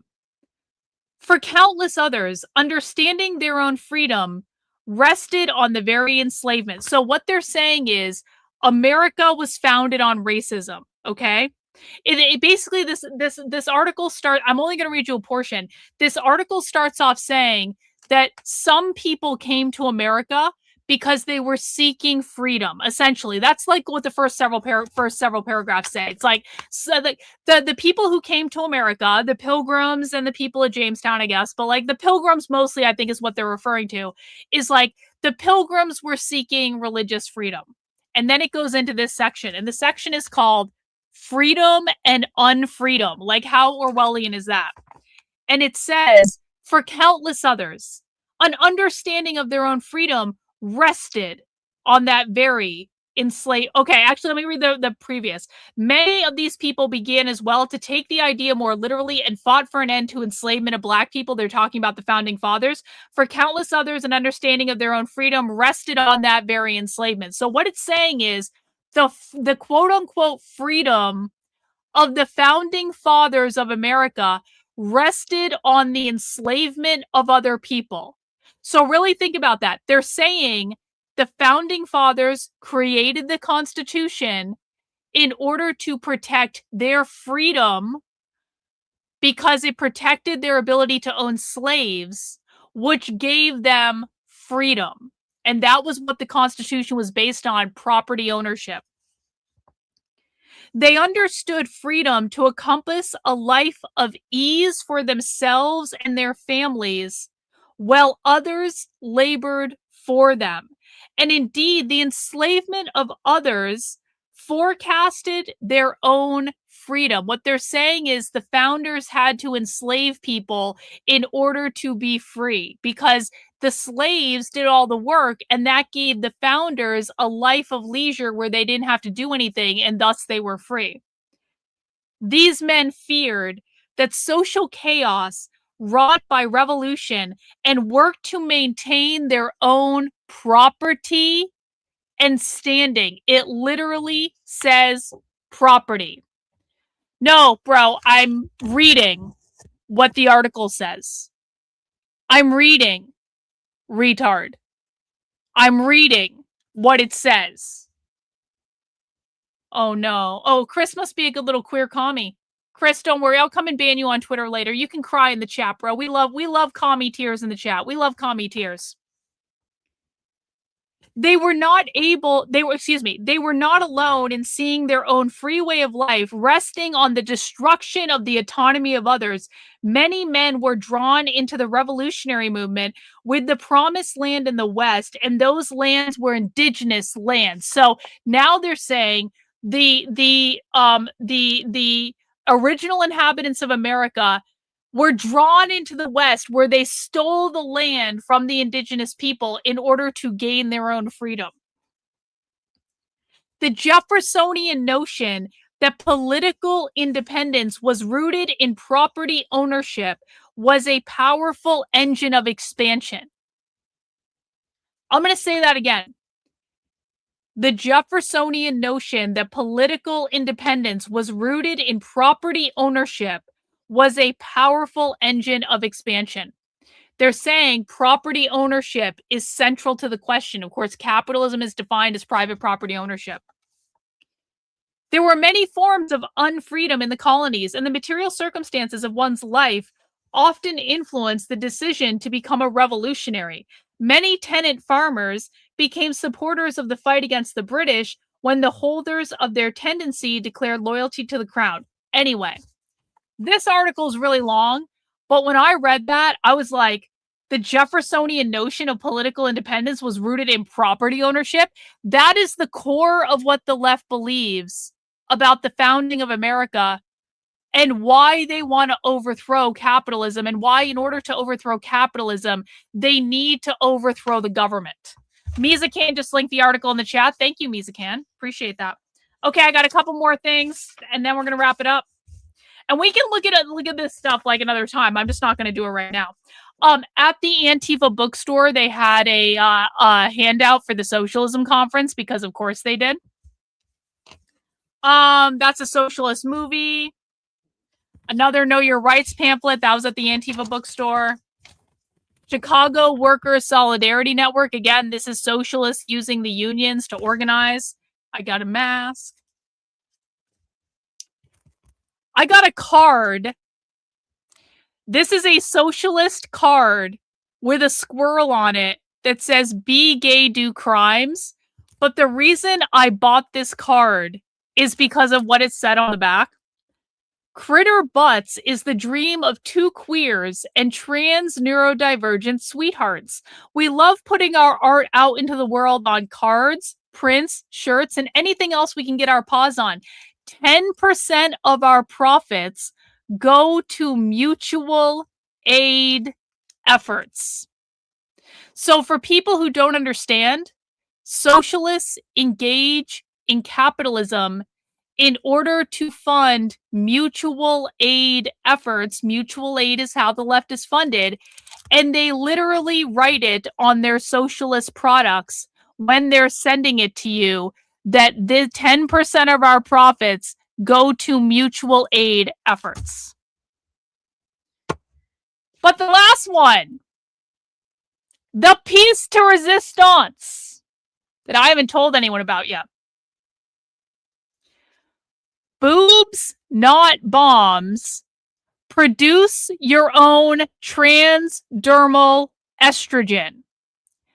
This is a zine about how to DIY large-scale estrogen production for distribution in the trans community.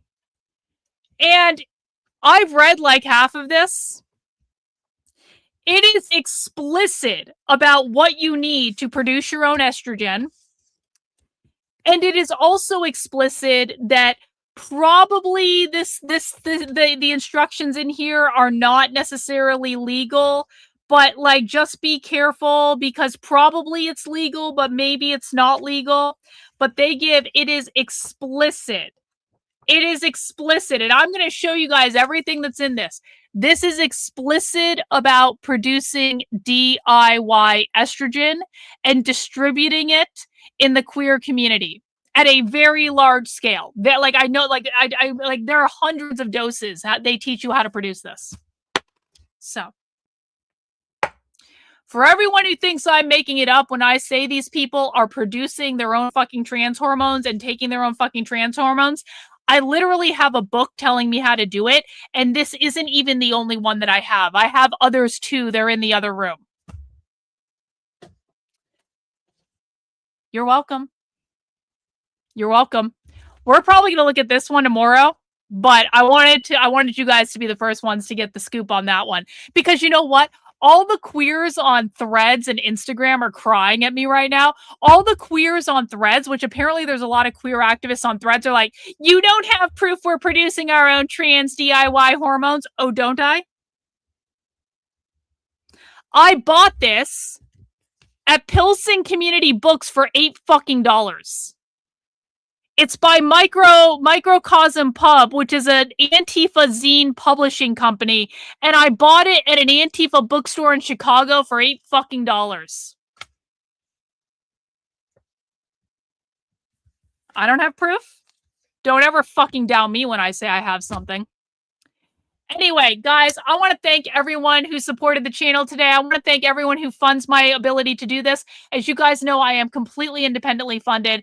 I don't take any money from any political organizations. I only take money from normies in my community. Not that you guys are normal. You're not fucking normal. Let's just be honest about that. But you guys provided me with the ability to go to Chicago. If it wasn't for your generosity, I would not have had the ability to go to Chicago. If it wasn't for your super chats, Substack subscriptions, merch sales, book sales, channel membership donations, if it wasn't for you guys funding my work, I would not have had the ability to have the weekend that I have. And I got a lot of good stuff this weekend, and I'm going to be releasing much more. And I have some other things coming up that might be happening. There's some other things in the works. So just this is not the last undercover. Obviously, I can't give this shit up. I'm addicted to it. But I really appreciate everyone who donated 109 channel memberships today. I appreciate everyone who sent in super chats. You guys are the fucking best community on the internet. This material would not exist without your help and support. And I can't thank you enough for all that you guys allow me to do. So I'm going to go say hi to my husband because he's been home for several hours and I haven't even said hi to him yet. But I will be back tomorrow and I will see you guys then. Take care. We'll see you soon.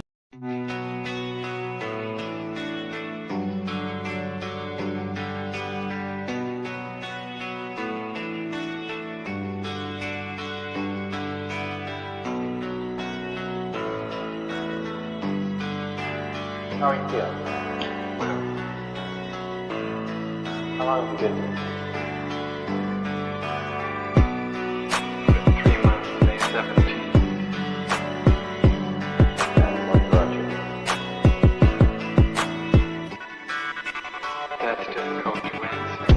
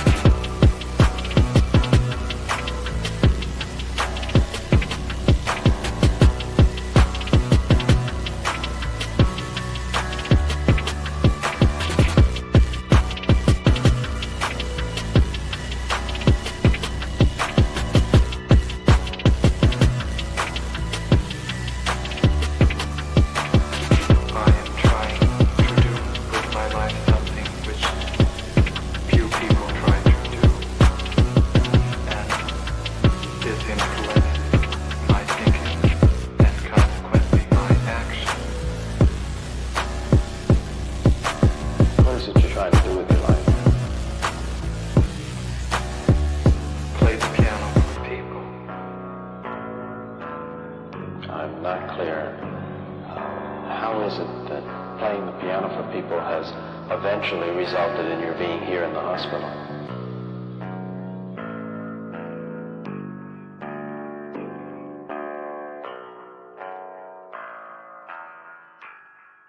That's difficult to answer.